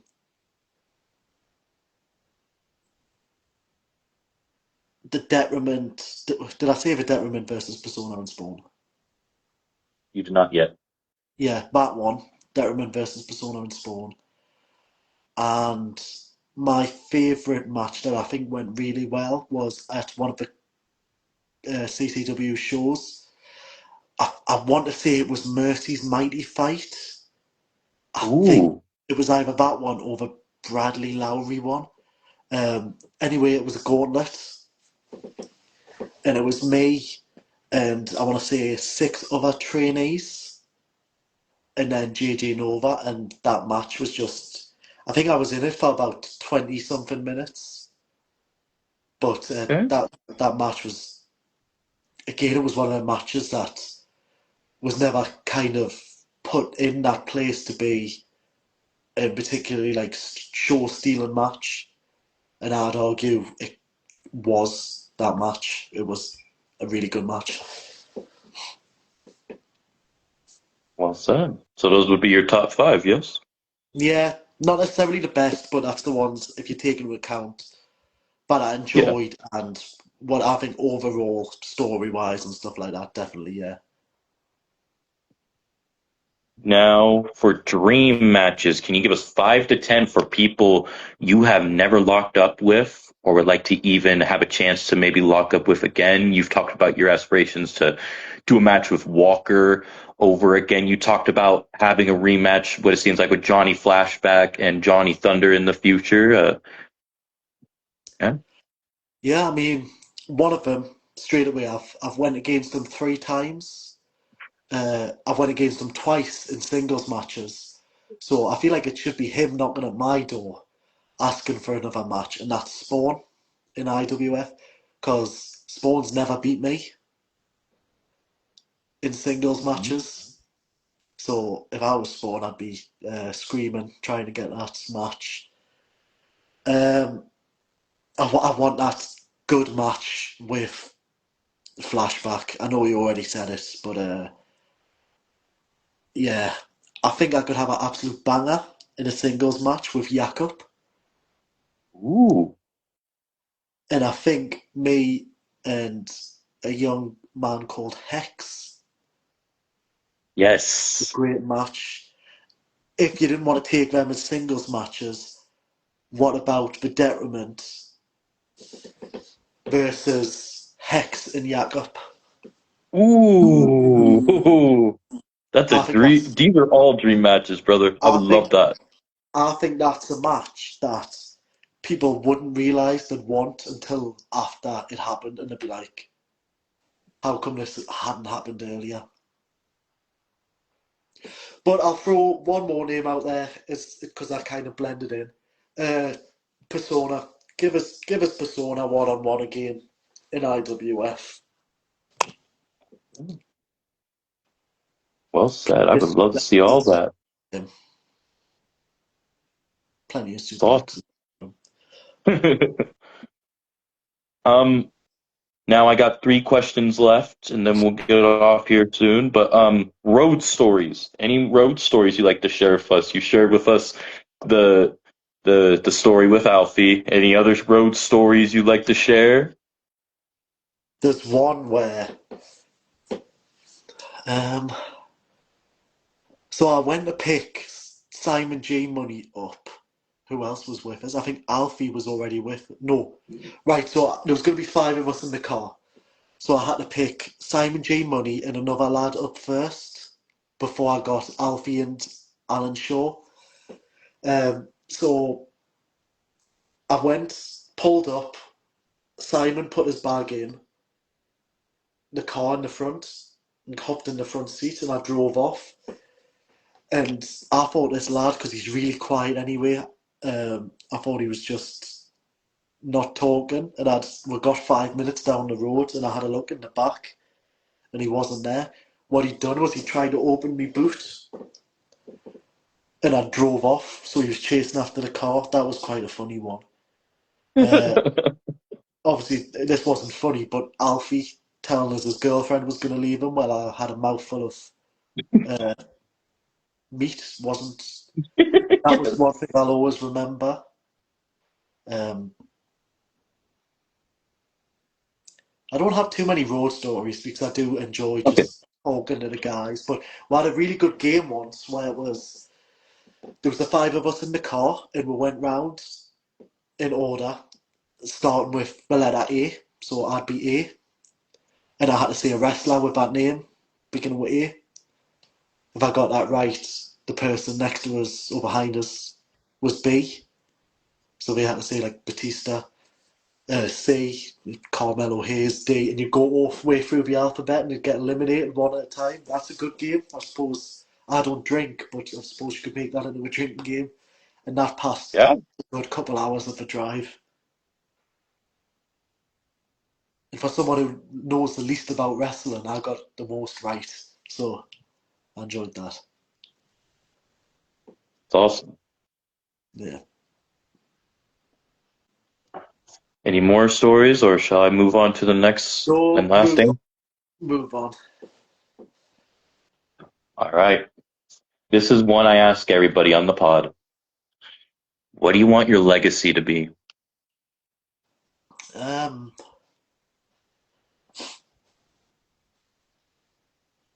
I just I want to be remembered as one of the pillars in IWF. I'm hoping when my time's done wrestling, there's a space for us on the creative team in IWF, and I want to be remembered as. If you'd asked us maybe like 5 years ago, I'd be like, oh, I want to be remembered as like a dominant champion. At this stage, I want to be remembered as someone who was safe to work with. I just want to be a safe pair of hands. And that doesn't sound like much, but I don't want to be compared to like Nia Jax or someone like that who's always hurting people. I don't think I've ever hurt anyone before, and I'd like to keep it that way. So Be known as like a safe hand, a great worker, somebody that's like, bro, you work with him, you're gonna be fine, you're gonna be safe, like yeah, that. yeah.